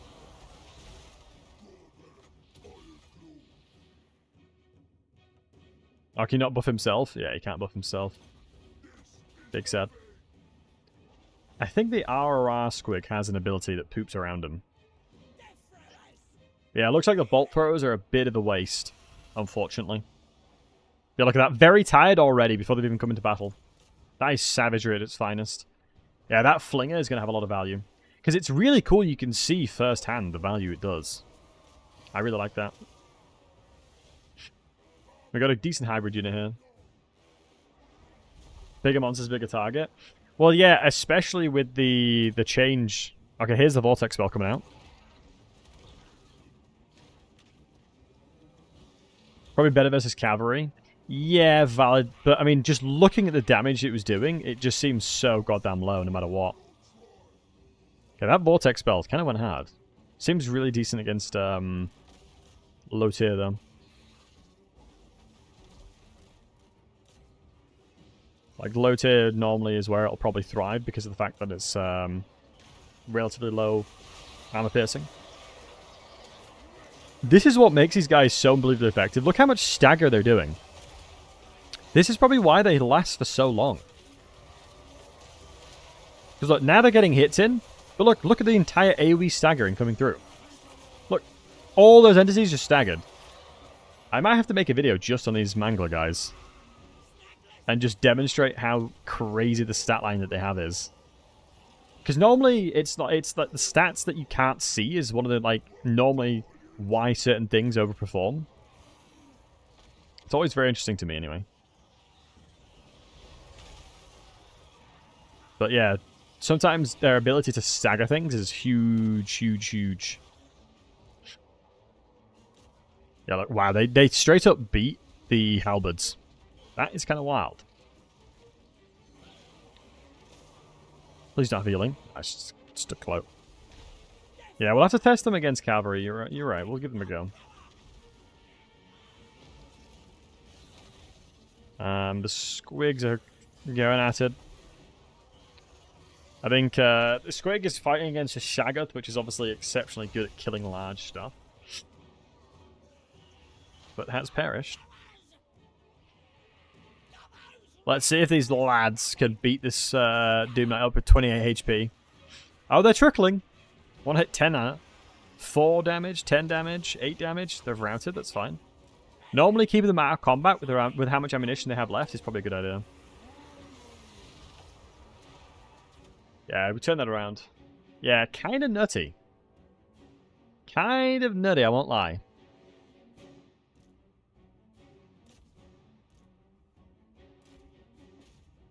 Get the Mangler Squig in there. How do I feel about the Colossal Squigs? I feel like one of the challenges you'll find in multiplayer specifically is that they don't have access to healing. Is it Grom's War that heals? It is, isn't it? So, imagine healing Wars, and then all the amplifications of damage on top of that. Dude, should I play a Skarsnik or a Grom campaign tomorrow? Maybe we do like a Skarsnik or Grom campaign tomorrow. And then like a Greasus campaign as well.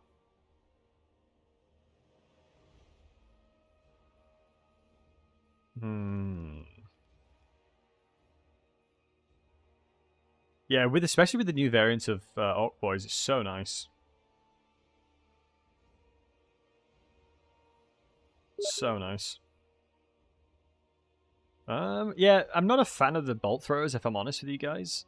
But yeah, good shout on testing it versus cavalry. Let's do a few just skirmish cavalry.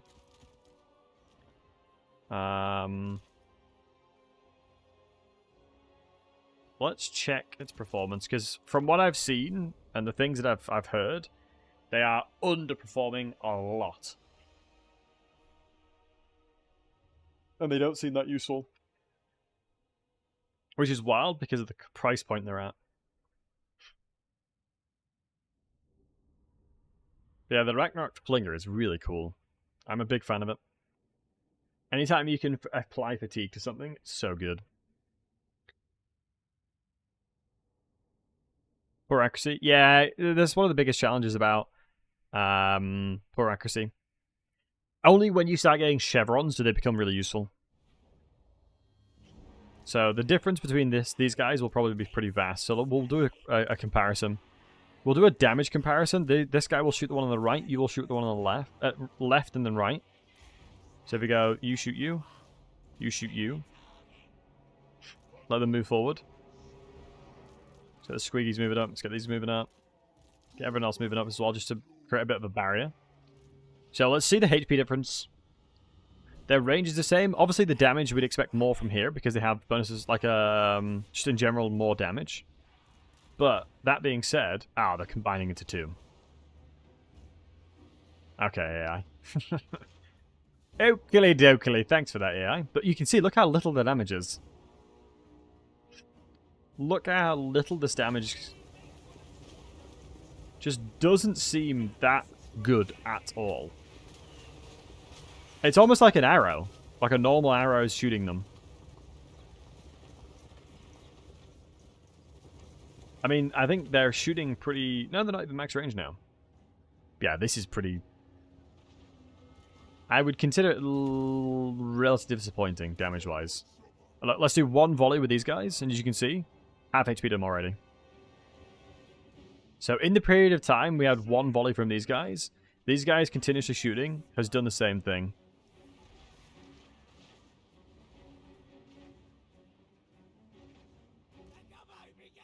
Yeah, it just seems such low damage. It was like when they changed the bolt throws for the dwarves. Didn't really do insane amounts for them. You can see that the chevron unit is definitely significantly more accurate, because if you hover over this, over here, normally the chevrons tells you what it does. The differential. Like, does it not in battles? And normally if you hover over the chevrons, it tells you the accuracy it gives, but maybe that's just a campaign thing. Yeah, I don't foresee the goblin bolt throwers being that useful. Yeah, it could be a case if it's trying to shoot the same thing.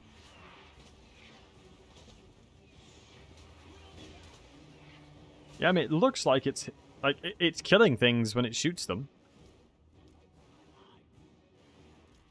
But as to whether or not it deserves to have a place in the army, it's a different question.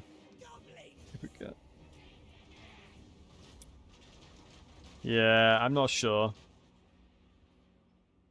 My initial vibe there felt like they were really doo-doo. I'll be honest. Because, like, if you think about it, having a unit that is like this, you're sacrificing so much. Like, the cavalry, like skirmish cavalry especially, is going to get close to you no matter what, so archers will be good. Versus, like, something like Thunderers.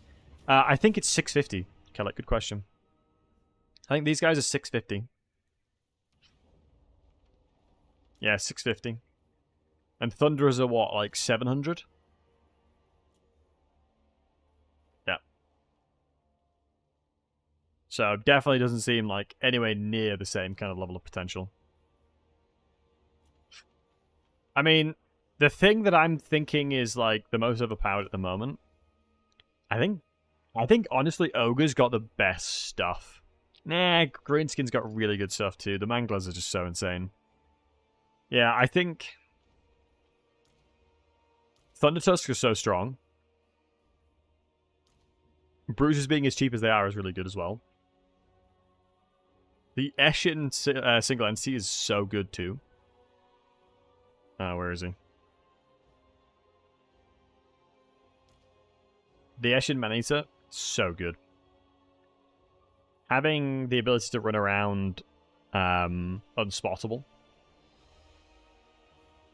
Sneaky for an ogre, he is. He's very, very goddamn sneaky. I'm curious to see if there's any cheeky updates. The RR from Khorne, chosen new best anti-large infantry.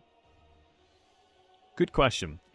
So if you look over here, put you in there, and the aspiring champions, what's the difference?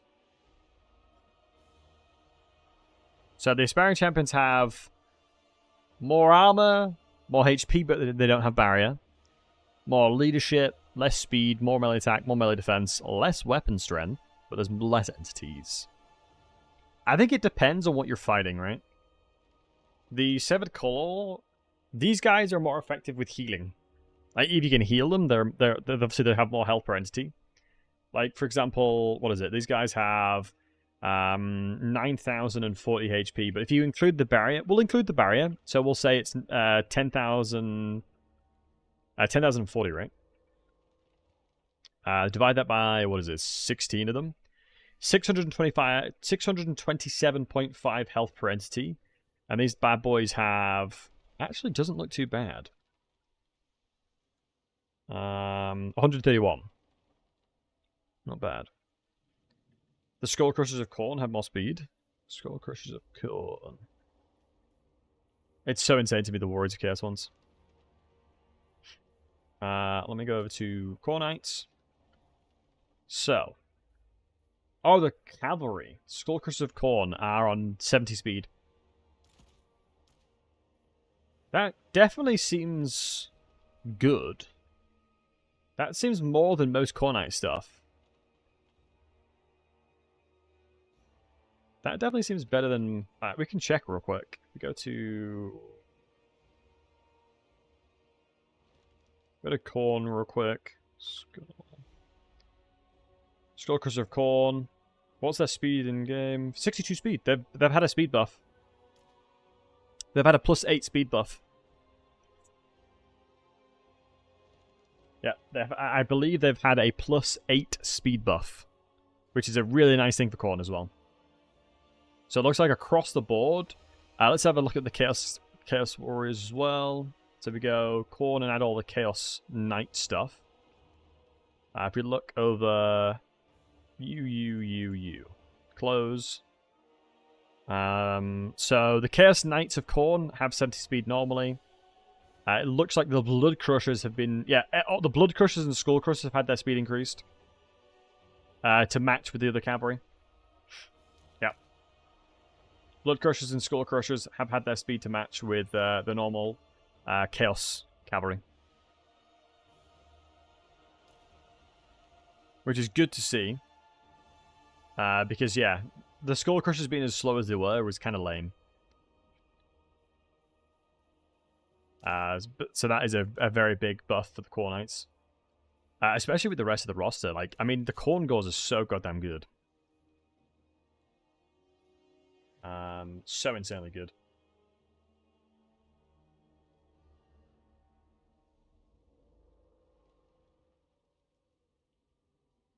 Alright.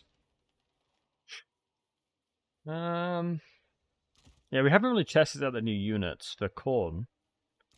Let's just randomize an army real quick. God, that does not look good. Yeah, this is like a standardized army. Like, I am actually really impressed with the Khorne Gauls. I think they're really, really goddamn good. But like I said, the Skull Cannons equally are so strong as well.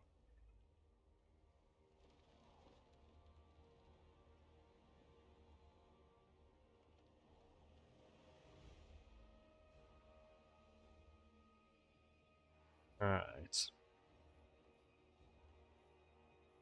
I think... I'm just trying to check if there's any other speed buffs or anything, any changes coming into the Khornites. Because it's like, it's little things like that that they always tweak. But they don't do like massive things. Why are Khorne Gauls so good? I mean, if you look at the Khorne roster, The problem that Khorne had was dealing with anti-large at a cost-effective manner. If you look at Khorne specifically, they have Frenzy, Primal Fury because they're Beastman units. But obviously they've got Fury of the Skull Throne, which gives them Unbreakable, so it gives them Frenzy and Primal Frenzy. Primal Fury, excuse me, when they're lower than 50%, so they'll trade it really nicely. And it's just the fact that they have availability of significant amounts of anti-large, armor piercing especially. So if you go against anybody with large targets, you have a very clear defined counter to it. Like, for example, against ogres, right? You will pretty much max out Khorne all the time. Let's have a look at the Beastmen then. We can check the Beastmen. Let's see if the Beastmen get the Khorne, and they do. Nice, that's big.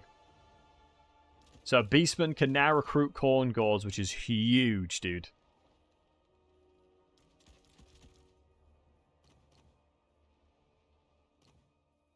Nice. Is there anything else that they've been given?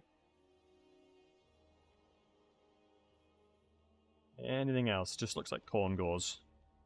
So yeah, as with Shadows of Change stuff and then TOD units, they've got them. So just following the same pattern that they always have. Yeah, Khorne are so goddamn good, man. Khorne are so gosh damn brilliant.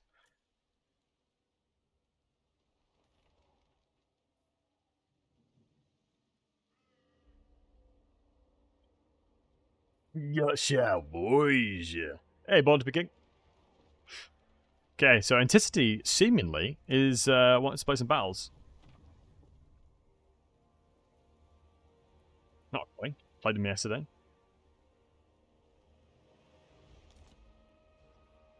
Let's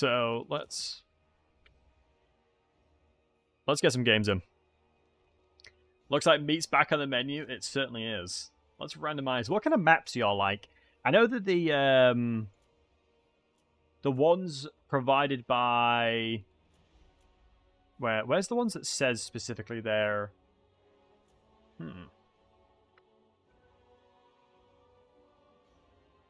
Right, I need to load the game. Let me reload the game, guys. Maybe I have an update I need to do. They may have pushed an update. Huh. They might have pushed an update. Did they push an update?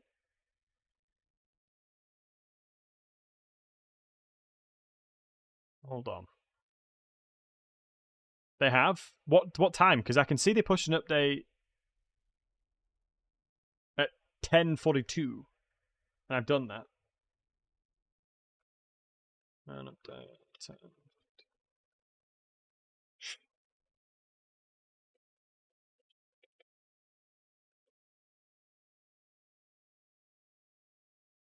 Oh, so let me oh, there you go. Nope, seen. Never mind. Steam caught up. Sorry guys, yeah, Steam's caught up. Yeah, Steam was just delayed. It did not do it. It was an hour ago? Right, okay. Classic. Ah, that's a classic right there. My frames will drop a little bit, guys, so I do apologize. It's just what I'm patching. And OPM, I think the announcements that I get and what you guys get is a wee bit different.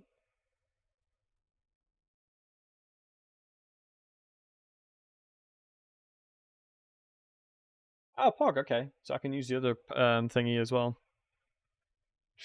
20,000 trillion gobbers versus 22,000 Scabrans. Who wins? In lore, Scabrans. In game, the gobbers. I think Scabran would merely use them to fuel himself to be stronger. Sort of like a Gotrek vibe in the end times. Sort of like a Gotrek time within the end times. Right, yeah. So guys, just quickly doing an update. It's going to take 1 minute. It's going to take an 1 minute.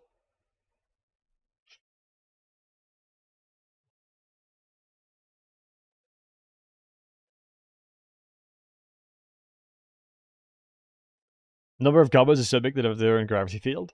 Well, the thing is that at that point, Born to be King, in lore within Warhammer Fantasy, goblins and orcs, if they believe something hard enough, can make it come true like they can in 40k. They just don't have the numbers. So theoretically, if 20,000 trillion goblins all believed they could beat the 2,000 Scarbrands, that it would happen. So now I think about it, but I don't think Gobos would probably beat. I don't think they would probably assume they'd beat Scarbrand. But then again, it depends if we're talking about Scarbrand pre-encounter with Khorne or post-encounter with Khorne, as he was a lot stronger before he met Khorne, before he got beaten up by Khorne. He lost his wings and stuff because he was yeeted through the Earth's core for attacking him from behind. Yeah, he was a naughty boy. Zinj basically made him believe that he could beat up Khorne. Classic. Hey, Skreklow. Well, if it isn't Skreklow. How are you doing, handsome? Hope you're doing well. I hope you are doing well.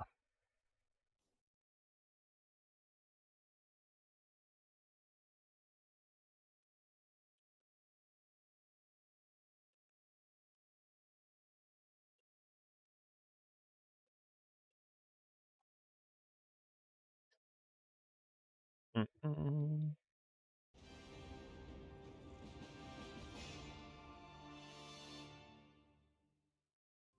Okay. Okay, let's have a look. So they've just pushed an update. Isn't there a Wait, where's the latest picture? Isn't the one for this DLC? Yeah, there you go. Omens of Destruction. Pog. Multiplayer battles, host battle versus entity. Copy. Bosch. 1, 2, 3. Let's see if entity's cooked up here. Yeah, how can I tell which the ones that are made by like the map makers that are insanely good?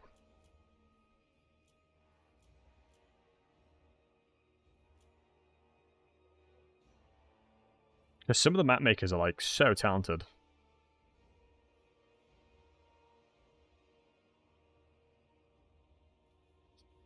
Okay. Right, how do we beat Anticity here? He is our ultimate enemy when it comes to this kind of stuff. Let's do character loading and stuff.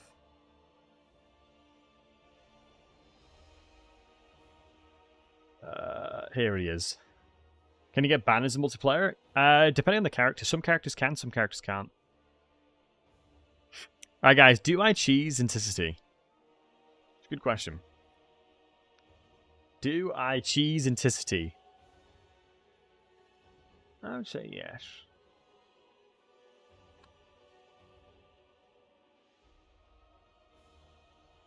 The crushers that are around with banner of swiftness are insane. Yeah, I can imagine. So we're going to be doing new stuff versus new stuff. I'll play it all.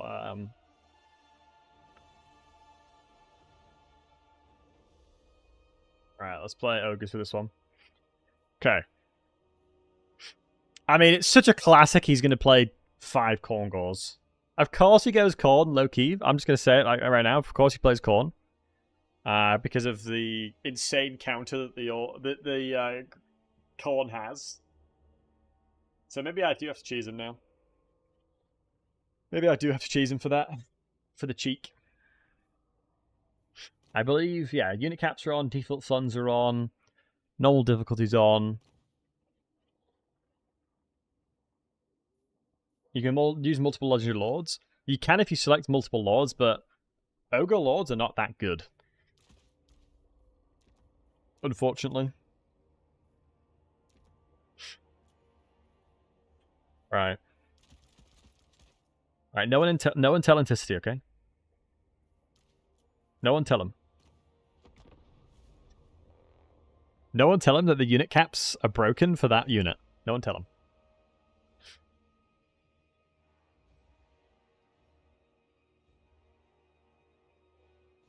No one tell him, no one tell him. We gotta keep it lock and key, okay?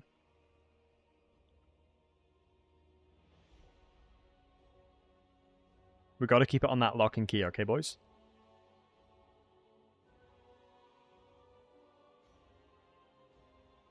I am curious to see how he's gonna react. He's gonna go. He'll go multiple Corngors. It's just classic. Of course he will. It's gonna be interesting to see how he plays it though, because I think it'll be an interesting like adaptation potentially, because there is an awful lot of pretty damn good stuff in here.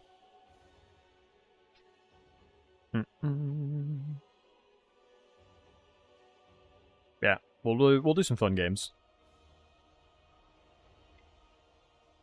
I'm gonna be interested to see what he does and what he builds. We will have to wait and see.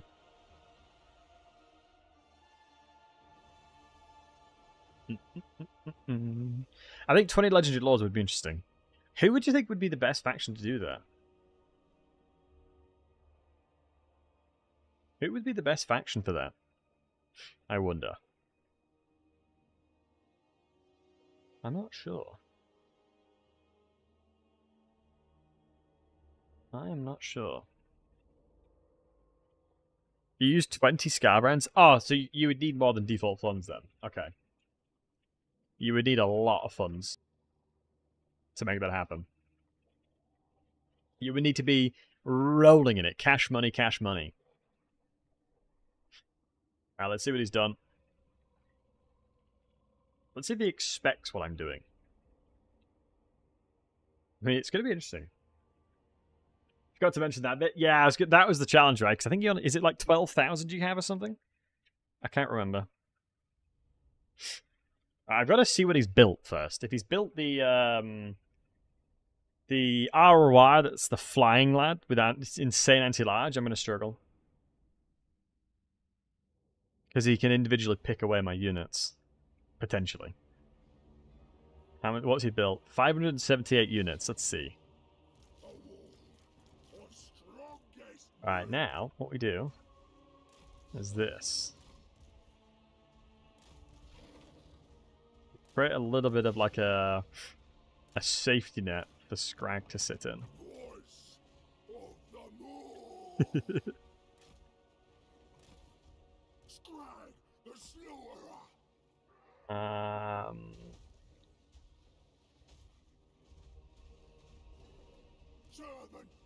Okay, let's see how it goes. I'm actually intrigued to see what he's built. He's only got 578 units. Yeah, so that's a classic. I expected the Corngors. Loads of Bloodletters and Skulltaker. I think he's in trouble. I think he's in a little bit of trouble now. Because his army doesn't do very well against mine. Depends on how easily I can deal with his Corngors. Pull these guys out. Pull you out for a second. I don't think they have firewall moving. No, they don't. He's going for the little wraparound. I believe they still shoot, even if they're in melee. Now, here's the question. If he gets the wraparound, what happens? Because he's obviously going to go for my my lord here. So as long as I'm mobile and keep away. Yeah, the crossbow's coming in. So this is me being a little bit cheesy, in that I have access to a lot more powerful units than I probably should do. Because you can recruit multiple of them. So I'm going to try and save up if I can. But yeah, I knew he'd go with the Corngors. Like, it's such a classic. I think that dude is just dead. Let's see. Because I don't think there's much point in healing him. Because I think that dude is just absolutely smoked. I can't get the shots off, which is really sad. The single entity cheese is not working!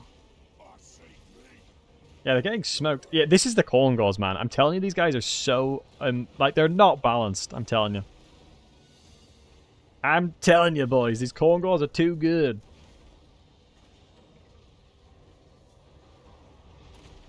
Oh, I did not mean to heal that. Doesn't matter. Because obviously Intensity is good enough to chase them down as well. He'll chase him down. Yeah, the Blood Beast of Khorne is a decent unit though.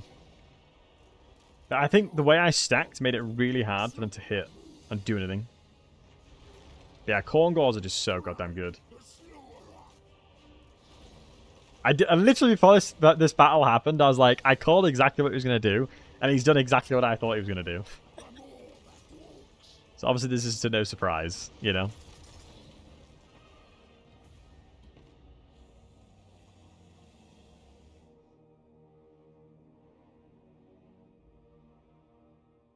Yeah. They're so goddamn good. They trade up so well, too. Right. More traditional build. Let me play some greenies. We'll go more traditional. I won't play cheesy. Let me think here. I mean, it's going to be a couple of squiggies. It's going to have to be. You know, you got to be crazy not to put those bad boys in there. What if the Khorne Gauls would just be like summon Black Orcs as a bit of a front line? The Great Leader is really good. It's just I'm gonna have to be really careful with where I put him. So I'm interested to know if like it's gonna be better to like be like a Goblin boss or something.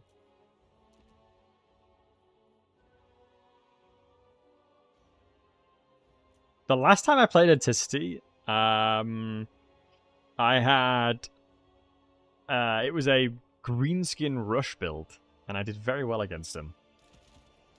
So maybe we should replicate the exact same thing, eh? Maybe we should replicate the same thing. Because I'm not here to play traditional. I'm here to cook. I'm here to get into the laboratory, chefing this up, and figuring out what's good and what's bad. You already know. Is there any other... I don't think there's any other squigs, is there? I don't believe so. What's the main difference between these guys?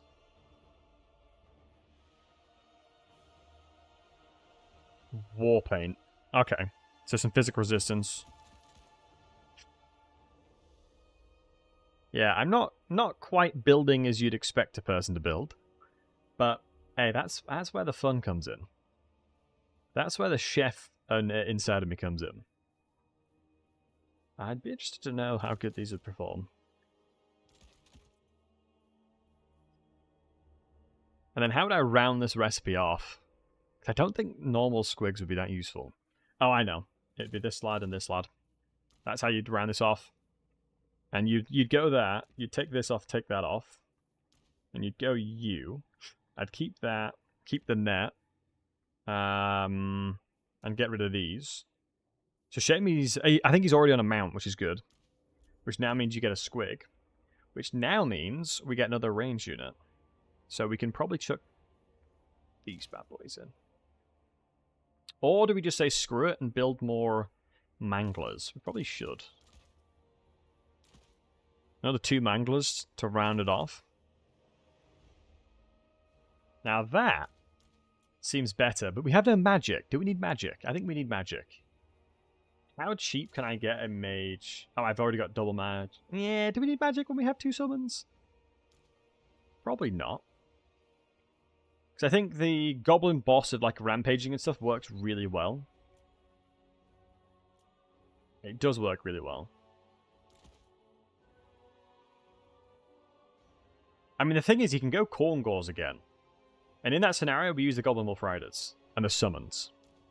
But I'm still confused as to why the summons are they last as long as they do.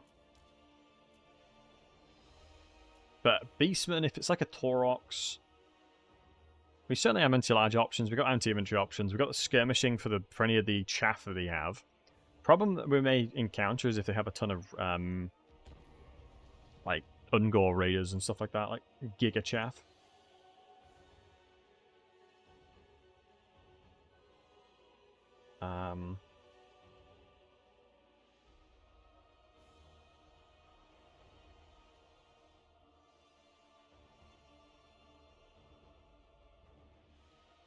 Alright, let's see. I think I'm going to be interested to see, because he'll be like trying to cook up like an absolute storm here. You know, your boy's just here to do some interesting builds. You know, ain't no big thinking around here. We're just running at them and seeing what happens.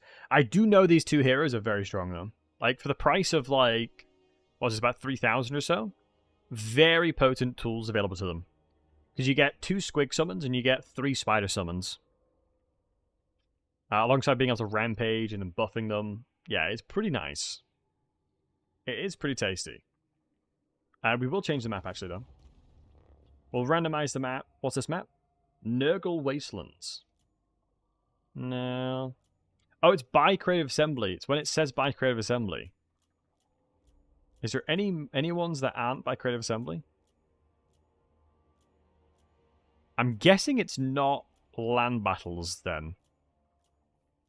I'm assuming all of these are going to be Creative Assembly. I'm assuming Conquest is probably where the new maps come in. Let's see what he's built. We've got a very heavy micro build. You know, your boy is going to have to come in clutch here and move his stuff around accordingly.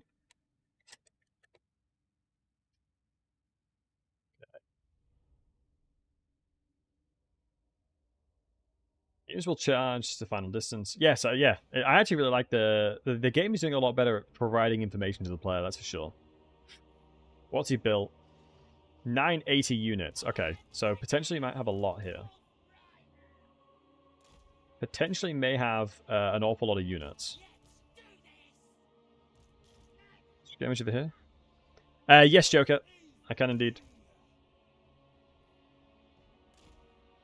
I think we need to be in more so groups. I don't mind having these lads there to kind of like as a bit of a distraction.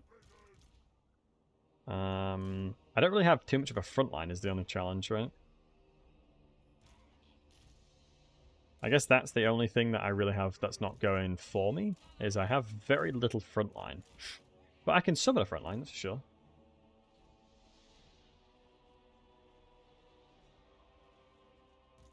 I can certainly summon a front line, so depending if I need to pull these guys back, I will.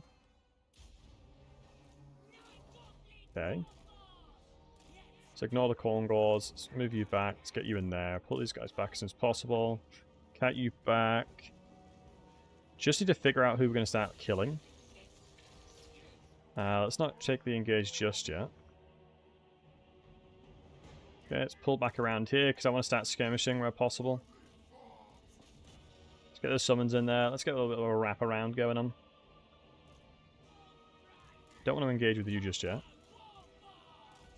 We don't want to engage with you. I think he's probably going to be surprised how easily I can kill the giants, though. So, what group are you in? So, let's get group 5 and then group 6 around here. That's the summon, so I'm not bothered. Let's get another summon in here. Nice, let's poke him down. That's just my summons.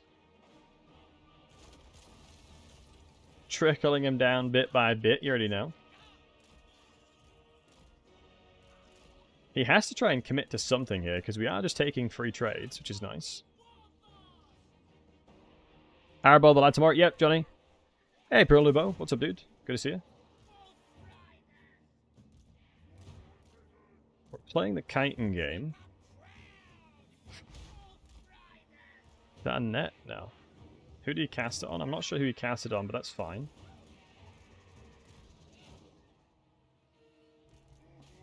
I think he's probably just waiting for me to make a mistake here, which will happen. Like that, for example. Let's go ahead and rampage the butchers if we can. Couldn't get it in time. Let's move over here, rampage this giant, just crush him real quick. Reposition, reposition. Let's get anti-large down there. I clicked the wrong person. That's very big sad. It is what it is, though. He's already used his cast, so let's start getting skirmishy here. kind of okay with that. I don't know if he wins this. I mean, if he definitely has some insane buffs, he'll have a big advantage. But yeah, the annoying thing there. Trying to avoid his anti-large more than anything. Let's see how I can do that.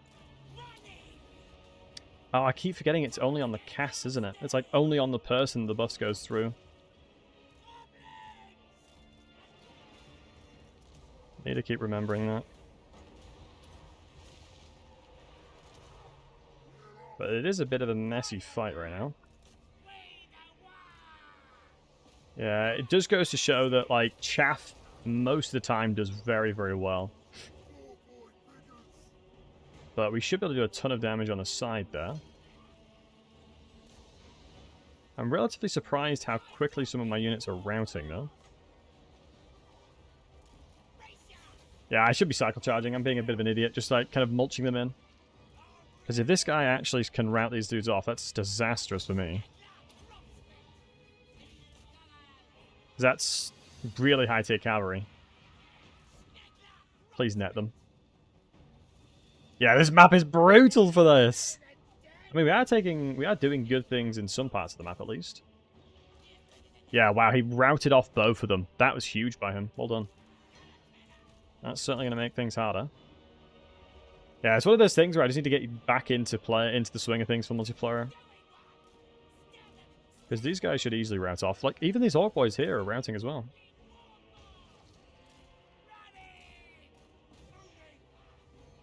Angler squid struggling against the giants.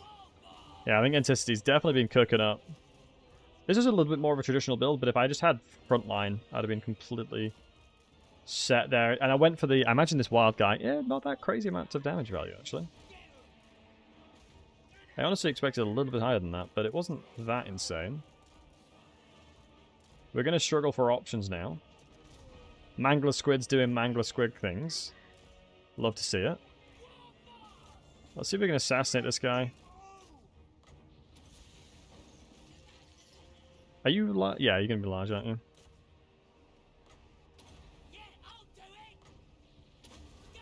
Let's buff these lads up. Surround his ass. I mean, this shouldn't be a terrible fight here. Especially with the war coming through. Ooh, the little, the Night Goblin War Boss is getting his butt kicked, though. Yeah, instantaneous rout. As long as I can keep catting on this side, it might be okay. Because if we can get some pop shots onto the troll, I'll be happy. But we unfortunately weren't able to assassinate the general. That's the one person I wanted to do. Hey, Monchief. Monchief, I was watching a YouTube video earlier, and it was you doing a meme stack. Which is very amusing. It was in multiplayer, you playing with meme stacks. It was very, very funny. Yeah, I feel like Chaff does just so well. It's such a nice... This is like a really decent build. Like 6 doggos with Corngore is just so solid. I definitely trolled with my... If I replaced all my cavalry, like the boys, with replaced all my Orc Boy Biggins with actual infantry, I think I'd have been fine. Hey, Lothar.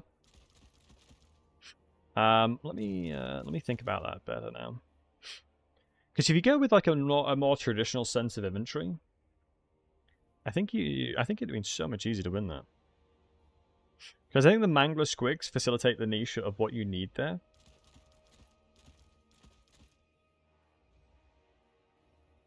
Yeah, because I think just the sheer advantage of having... Okay, he's going ogres. I mean, isn't this just a vibe where I just go ahead, like... Is this cringe? Is this a... I have very little damage. Would I ever go Giants myself? Is that Orc Chaff? It is indeed. Maybe Goblins is a bit too much. I'll need something with a bit of a like a punch on them. Yeah, the bolt throwers just wouldn't do what I need them to do, I don't think. So we can net stuff and then like isolate stuff. We tried to do that but struggled.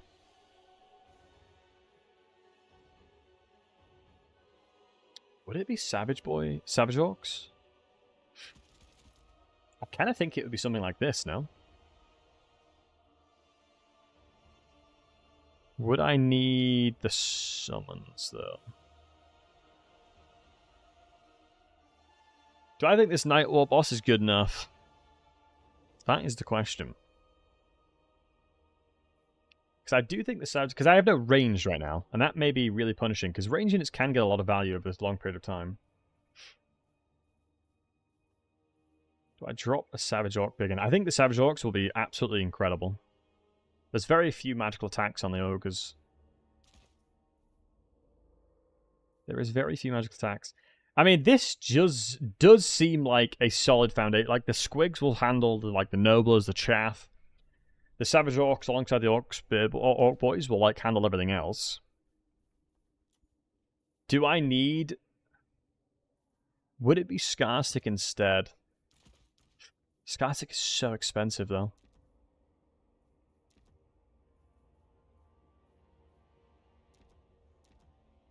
So much more expensive. I mean, at that rate, I could go Gorbad, but I don't think it's as good. I do think Scarstick is probably just the better option here.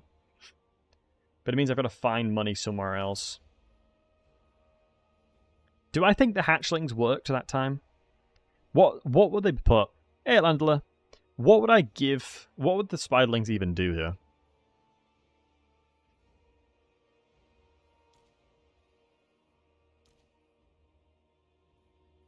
Squigs makes sense because I want to buff these squigs up.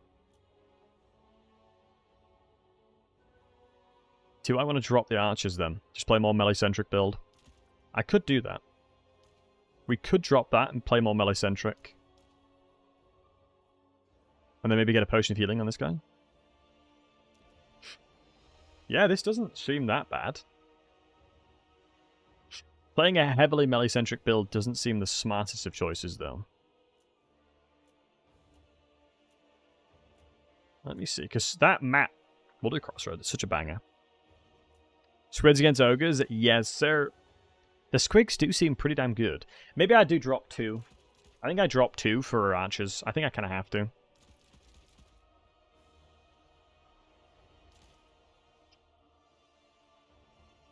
Like, that seems so much stronger now. The Squigs will deal... Like, the Squigs' job is like the Iron Blasters. Because they'll die against any high-tier cavalry. That's the only problem. Maybe we need to get high-tier cavalry.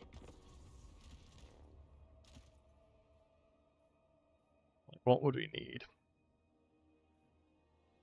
Do I think these guys would be able to trade toe-to-toe against the Ogre's cavalry? I think they'd struggle. I think they would struggle.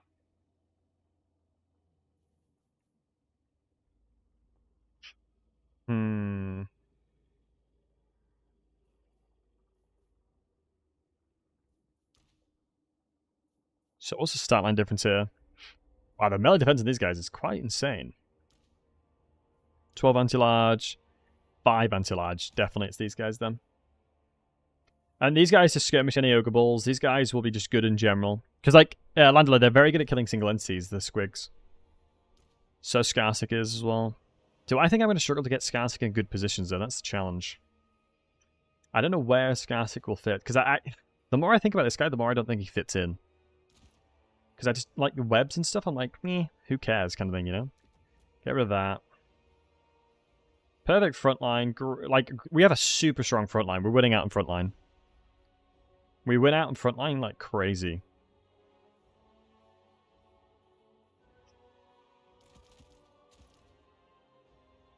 I think triple archer, triple this, quadruple that, double squiggies, just in case he brings any, like, really scary stuff. Would we drop one specifically to get another one of these bad boys? No, I think that's fine. I think that's fine. So I think we can go wide We got skirmish options, we got range, we should win out in melee. The new Expo boys. They could be useful. Are the Expo boys, the question is there, are they worth more than double these guys? They probably are, you know. Do I think these are more powerful than double archers? And the answer probably is yes. We'll give this a go. We'll see what we can do. We'll see what we can cook up with.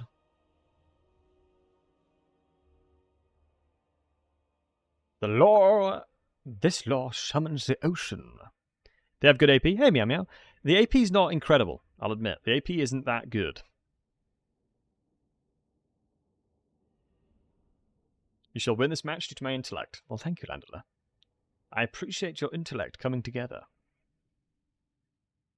Black Orcs versus Shields. I think Black Orcs would struggle massively against normal ogres.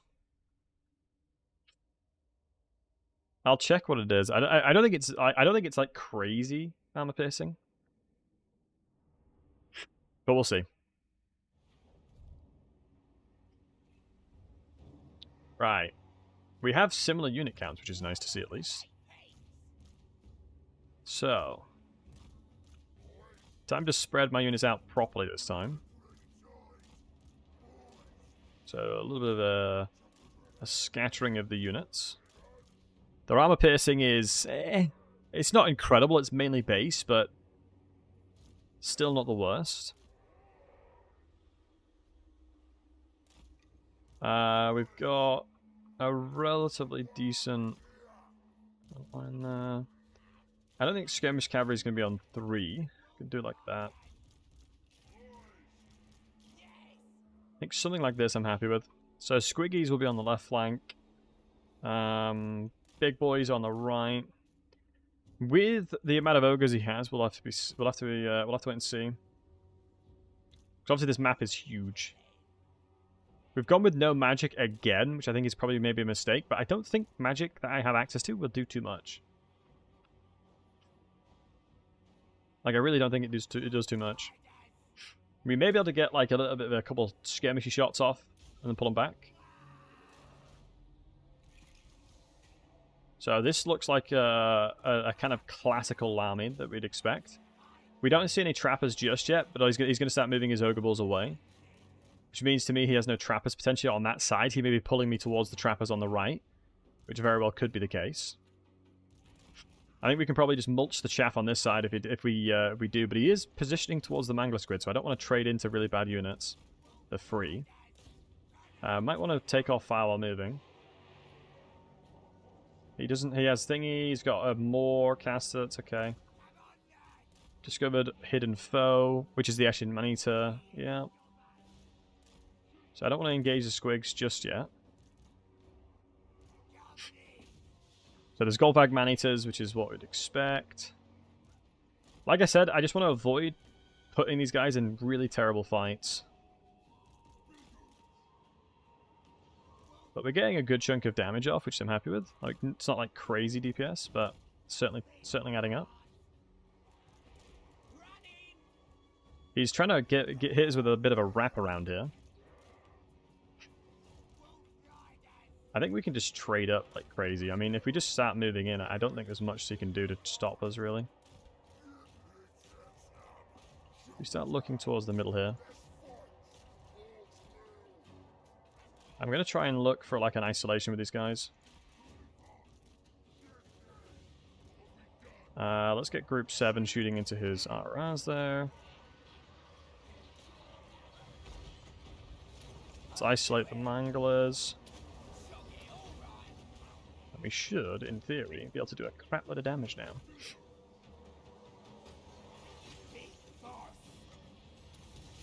Pull these guys out.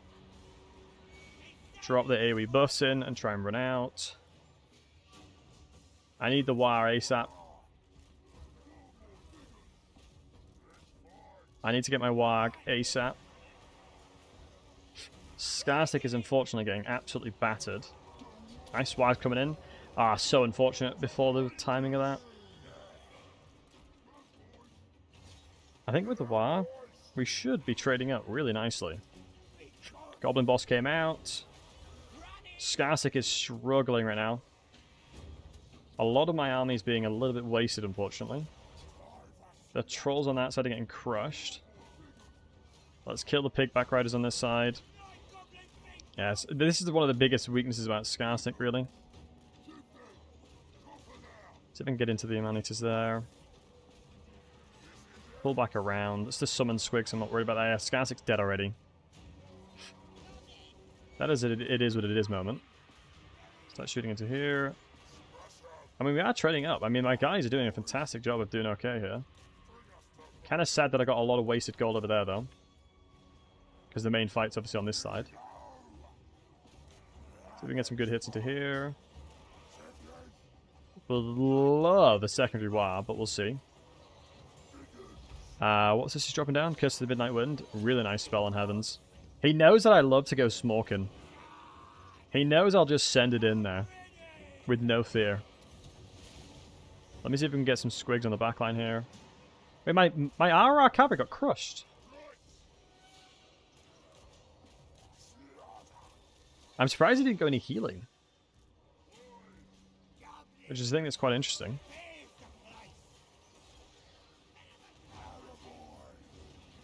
Not going any healing is an interesting choice. Yeah, the squigs are doing a fantastic job smoking this general back here. I don't think I have to worry too much there.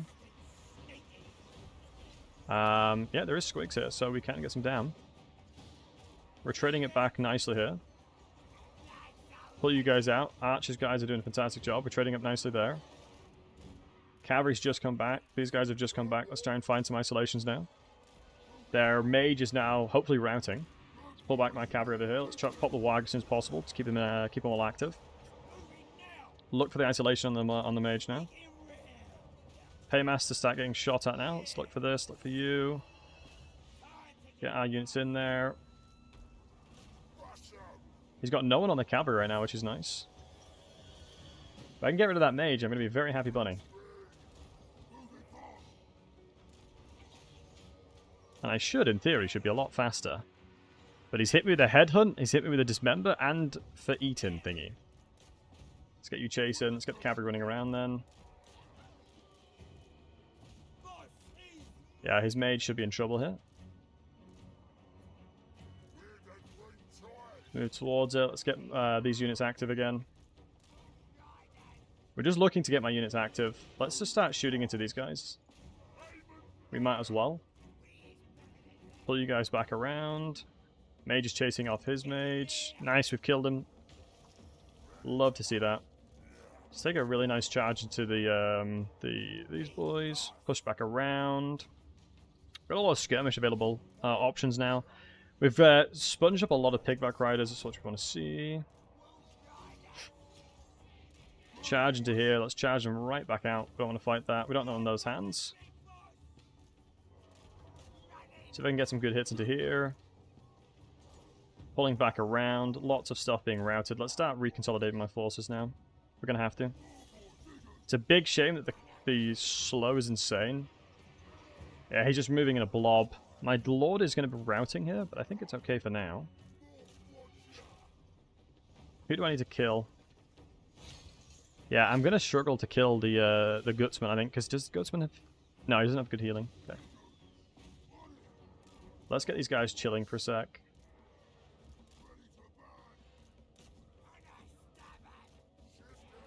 You guys back around. Get some shots into the general. If he moves over here, I'm going to have to intercept and attack them. He's reconsolidating his forces, which makes sense. Let's kind of keep him like interested here as much as possible. Let's shoot the general.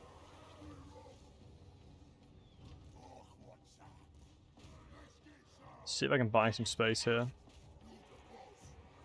With the interception. Lots of damage to his general, low-key. I should have charged back there, honestly. Love to see that. Might be able to get some really nice volley into his general here and rout them off. Yeah, holding the line there, which is good to see. Any unit that comes back, I just need to send them back into the fray.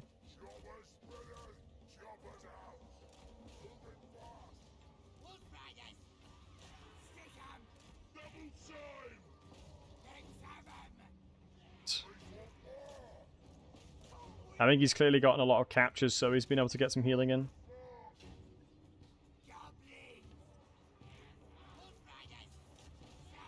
Charge over here then. Just need to give him space more than anything. I mean, look, I've traded up nicely, but I think, yeah, the Ogre healing is just so good. Ogre healing, too good, man. Ah, GG's. There's a new unit? No. The Spear variant is, I think they came out like a couple patches ago. Yeah, I just didn't find the value with the Savage Big Guns. I just needed to be... Look at... Yeah, honestly, the Ruggler and Armored Orcs did such a good job, Landler. Yeah, some of the squigs pay for themselves for sure. So I went for like a very heavy fighting-centric build. It was the Bragg the Gutsman that chopped apart a lot of my units there. Yeah, it's just getting access to really good healing and Skarsnik doing nothing there. Basically made an army about reducing your attack down and trafficking single entities. Yeah, I saw with Heaven Magic, it made sense. I think if I went more of like a range-centric build, because like the ranged units were doing so much work, I was surprised how quickly he was dying. Like, I was actually hella surprised. It's just Skarsnik is too susceptible to being crushed. It's such a shame.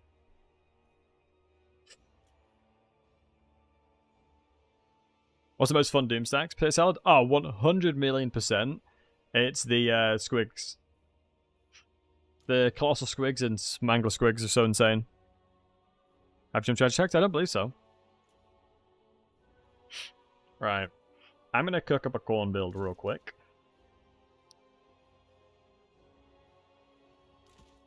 How do I want to do it?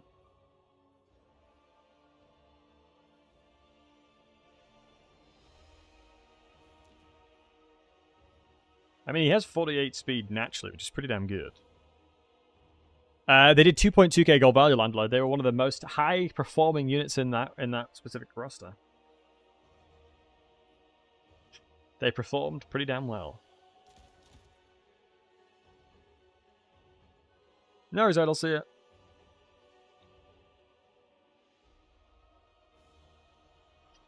Curious to see how these guys will do.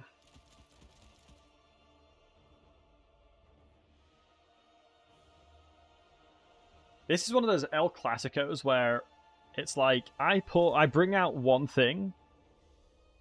I honestly wonder if like Marauders would hold the line like for a reasonable amount of time. Because Marauder Chaff is actually so good. The Marauder Chaff really do be solid.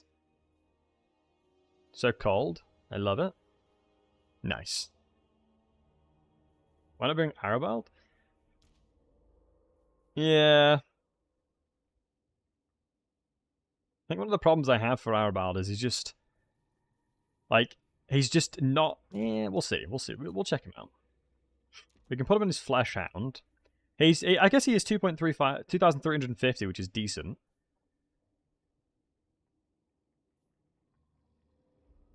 Eye of Corn summons a unit, causes severe damage to combatants.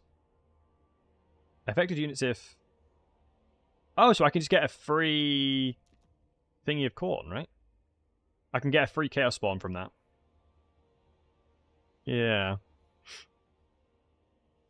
Do I feel like Thirst for Challenge is going to be good? It's just, I guess I'll have to play really smart and... I just feel like Warriors of Chaos is like so much better than Corn in every way. Because it has access to healing and I don't. But then again, yeah, healing... Maybe I always overestimate healing in general. I think I do have a tendency to do that. To overestimate the potency of healing. Bring the Bloodspeak of healing? But then would that be... but then I'll lose Arabald. In the Bloodlord? But then I lose Arabal. Yeah, if it was a hero, I'd be more inclined, but it's not. Yeah. If it was a healing performance.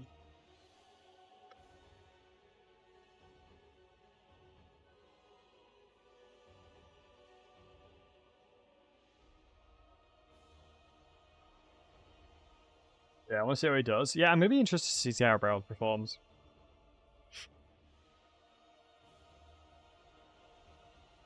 Let me see. Because I feel like this as a foundation is a really solid build. Because they both are really good. But I feel like doggos and I'm just needing to...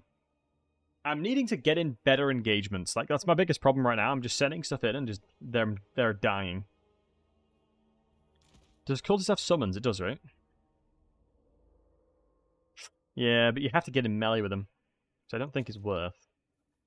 But... it's only for him that bonuses apply. This is not ideal. I would love to try out the new RR. Heard the new Legendary Lord is a single entity killer? What, Scar Bloodwrath or this dude? Oh, Glorious Charge is nice. Scar. Let's have a look at Scar. Yeah, he has... wait, incoming healing modifier up to 50%. Does he have healing?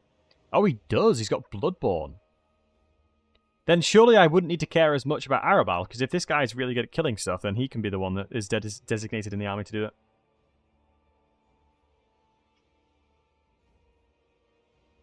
Oh, wow. 75% damage? 75% damage is wild.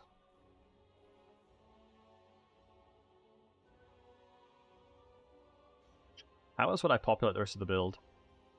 Do I need Karanak now? Do I think I need Karanak?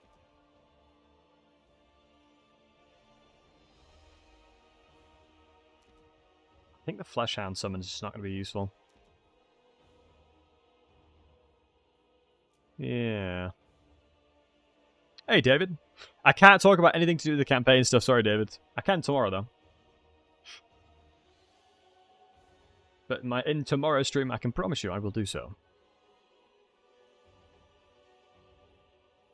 What is the last kind of composition building? Because this unit isn't set. This Skull Cannon's so good.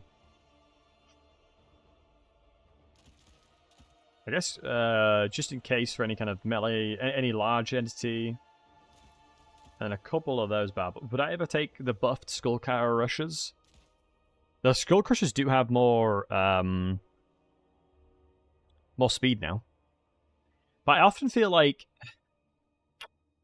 why do I feel like the newer stuff... just like, he's going to have to get so many kills. Do I think I can kill a lot of stuff with Arabal? Is the question. Do I think I can stack him up to be like an absolute unit? Because it depends how much chaff he has. Because I feel like I need more chaff. Just to sponge damage. I don't think I can take the... yeah, I don't think I can take the cavalry. Yeah, I'm going to need more orders. I'm going to need him to have a lot of marauders. If it's heavily like high tier infantry, I'm going to struggle to stack Arabal. And then Skull Taker will be better. Because Skull Taker is kind of similar in its stacks, but you can equally get like a lot of damage from him. It's making me wonder if like a Bloodthirster would be nice. Yeah, I just don't think the Doggo is going to do enough, right? Would I take Chariots? If I take Chariots, then I'm basically saying, I hope to God you have just infantry.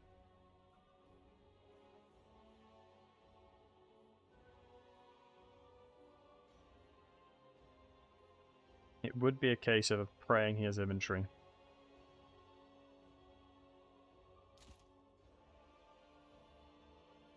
Oh man, multiplayer is such a different kettle of fish, man. It's so insane. I have so much respect for the multiplayer guys. Should I just take Skull Taker? I'll take Skull Taker on the mount and then get rid of that. Keep that, because he can charge with the cavalry. Fine, just for you, I'll bring Arabal. Fine. I'll struggle to get value out of him, though. I will struggle to get a lot of value out of him, is the problem. This unit is insane. I'm going to see how good Scar is at killing stuff. Arabal is hopefully going to stack up. And I would need... What would complement this roster? Probably get rid of you guys. And then double this. So if he has skirmish cavalry, which he's going to have skirmish cavalry because it's Anticity, he's known for using skirmish cav. This will be an interesting build. This will be interesting to see. I think I just need to get better at when to fight, when not to fight. And taking like engagements that are winnable. Let me scout what all their units are doing. Anyone know what I'm doing? For you, I don't know what I'm doing. Exactly. I would actually say that I'm a stronger player in domination as well, which is funny to say. Like I think I'm better at domination than I am at land battles. But the best thing about land battles is just quick. You just send it at each other and just keep fighting. Oh, interesting. So he's gone very small amounts of entities here, which is not ideal because Arabal's not going to stack up. Rip. So Skull Taker would have been better.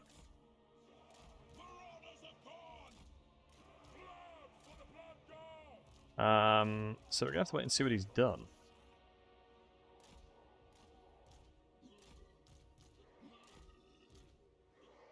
So I think the Skull Taker is going to be critical here.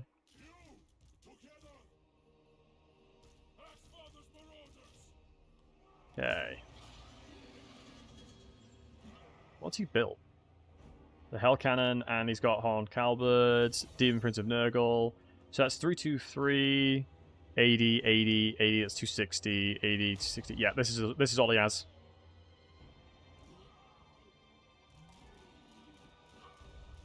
No way that hit. Hey, Rage, good to see you, bud. Time to move up.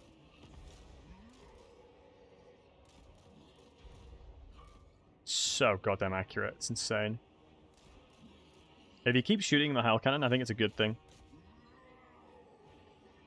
I'm going to move him up, because I actually don't mind him shooting it. If I'm completely honest.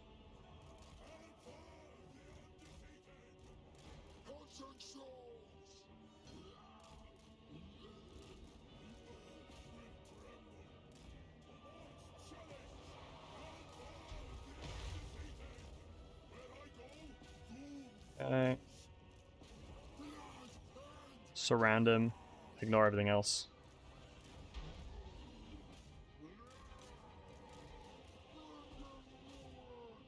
Nice.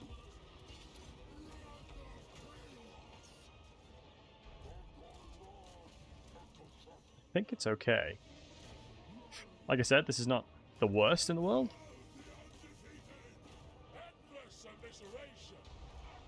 And we can certainly take skirmishy trades like this.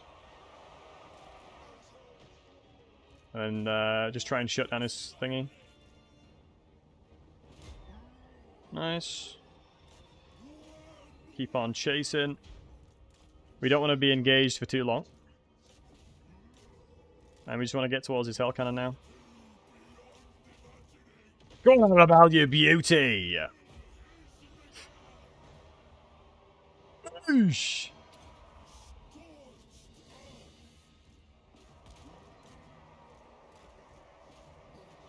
Good. Let's not get everyone bogged up by one unit, so let's get these guys around.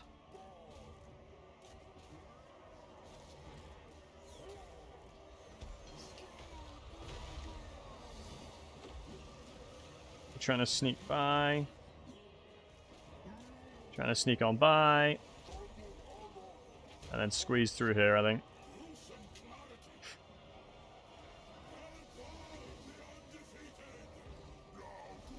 Crap, he got rampaged. That's okay. Oh my god, I completely forgot my skull crushers. I'm an idiot. Lamau.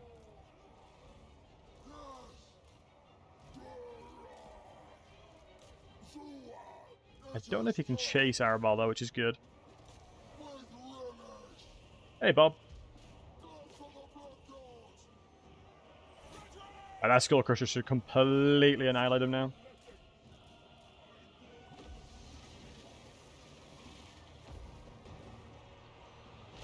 Wait, can I not? No, I thought... No, he ran away the second I did that.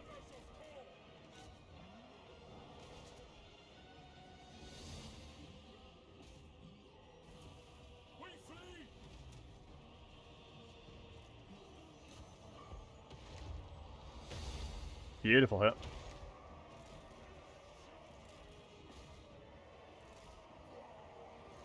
Beautiful.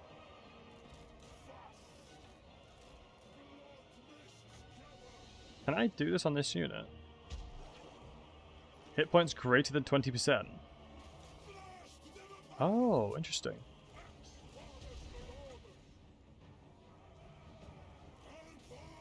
So if I got him low enough, I could have killed him with this. Is that how it works? If so, that's insane.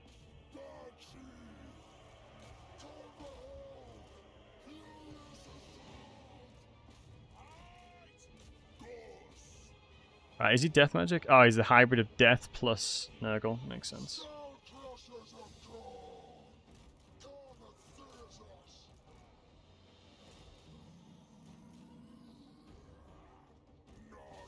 I should be able to get a lot of damage off here, and then just cycle charge to here, and I should be fine. I thought I had to use up my own unit. I'm not gonna lie.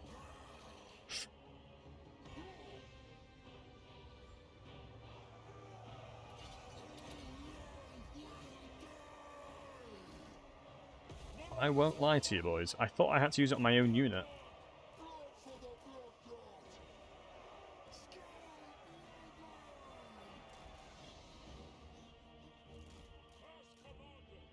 Does he have any healing? He does have healing. I doubt he'll have the magic, though. Or I'd be surprised if he has the magic, should I say.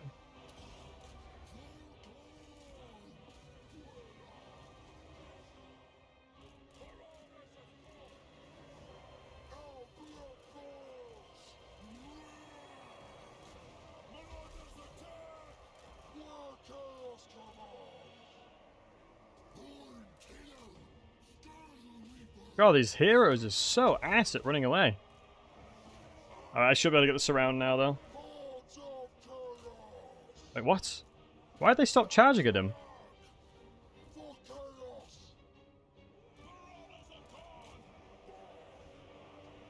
That was so weird.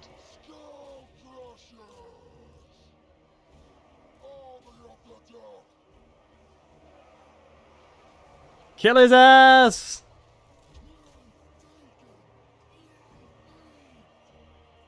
He's crumbling!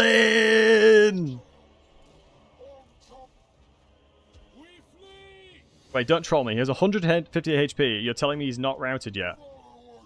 What kind of sick joke is that? There you go, he's crumbling again. Good. Jesus, I was gonna say.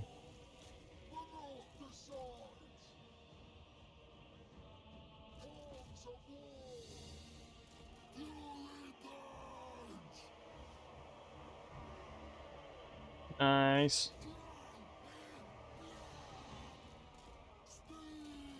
Routed them. Let's run away now. And now we just cycle charge the last guys.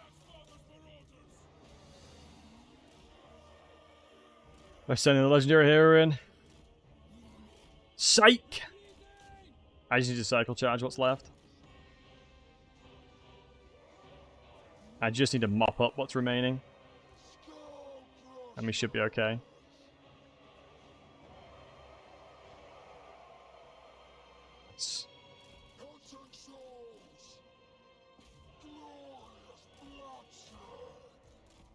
I think he's not moving on purpose to maximize his mass.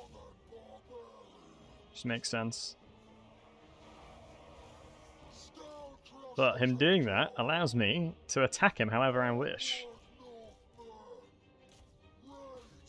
So I can attack him from side now.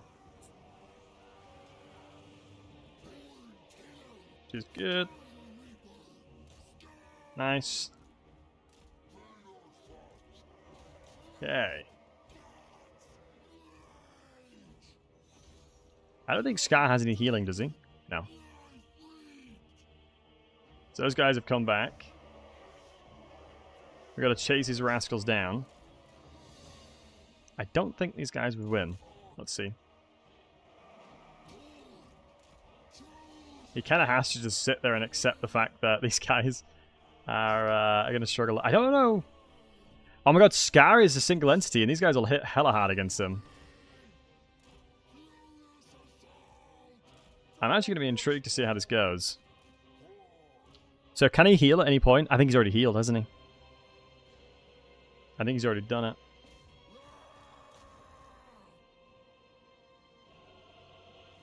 Let's see what he does. I'm going to see if he tries to command attack. He does. I thought he would.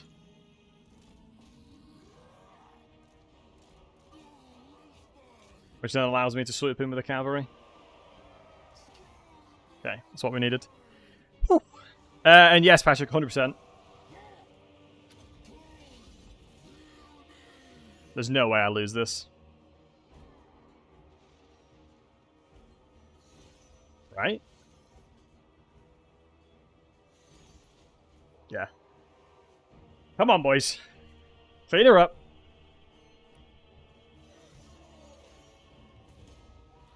Hey! What a banger. GG's. Oh. I couldn't even type banger there. Yeah, he went heavily, like, super strong units. Yeah, I'm telling you, this Scar guy is nutty. Arabelle did a good job. I'll admit, Arabelle did his job. Yeah, some of the, like, 2.5k value on the Skull Crushers, I'm so glad I took him. Then 2.5k on the Skull Cannon, so insane. Scar, like, this chosen of dual weapons is so insane for that. Like, I really like that choice because these guys hit, like, so hard against, Scar. So in his mind, he realized we could do it. In his mind, he kind of, like, was thinking to himself, if he takes Scar, we have the chosen dual weapons, which is kind of busted. I think Arabelle, if I knew this right, so I have a corn.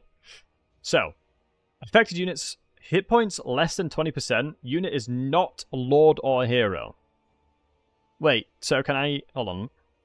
Alright, that's the I just want to quickly test this thing.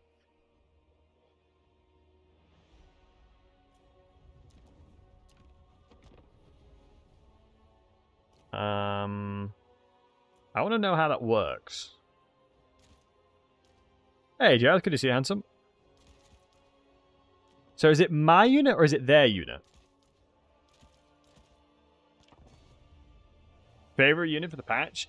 In multiplayer specifically, I love the Eshin Manatee dude. I love that guy. He slapped Gorok into submission under 15 seconds. Sheesh. Yeah, Scar seems to be, like, a very good duelist right now. I'm going to check if, like, the unit is my unit that I can... Is it my unit or the enemy unit with Arabelle's ability? Like, if I could take a unit that's 20% health lower and just turn it into a Chaos Bomb for myself, that's insane. It is an enemy unit. What, even if it's like a chariot, for example? Like, even if it's a chariot?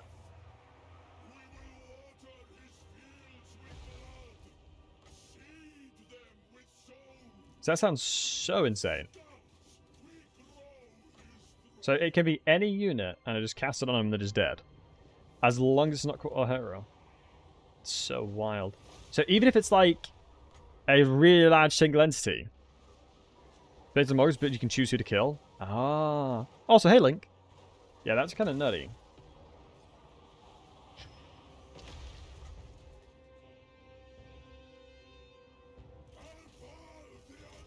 Alright, so how much health does he need to have remaining, then?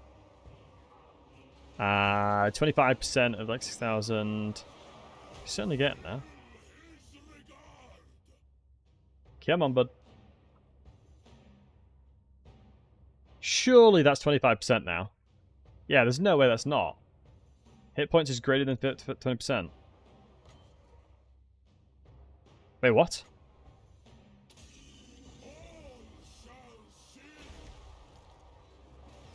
That is insane. I didn't even use it. I haven't been playing Arable too much. It just straight up summons that spawn of corn out of nowhere. Executes the unit, just summons it. That is wild.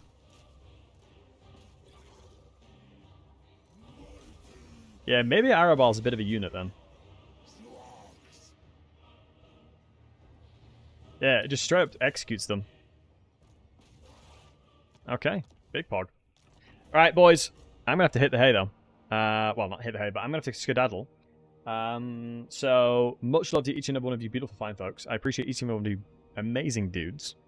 Thank you so very much for watching. We're going to be making some tubers. So, be on the lookout for that one. We're going to be making some tubers. Hold on. Let me do this. And then, let me do a little bit of a, give me 1 second, my dog's going nuts underneath me.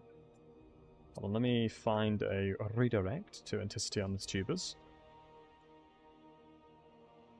Okay. Yeah.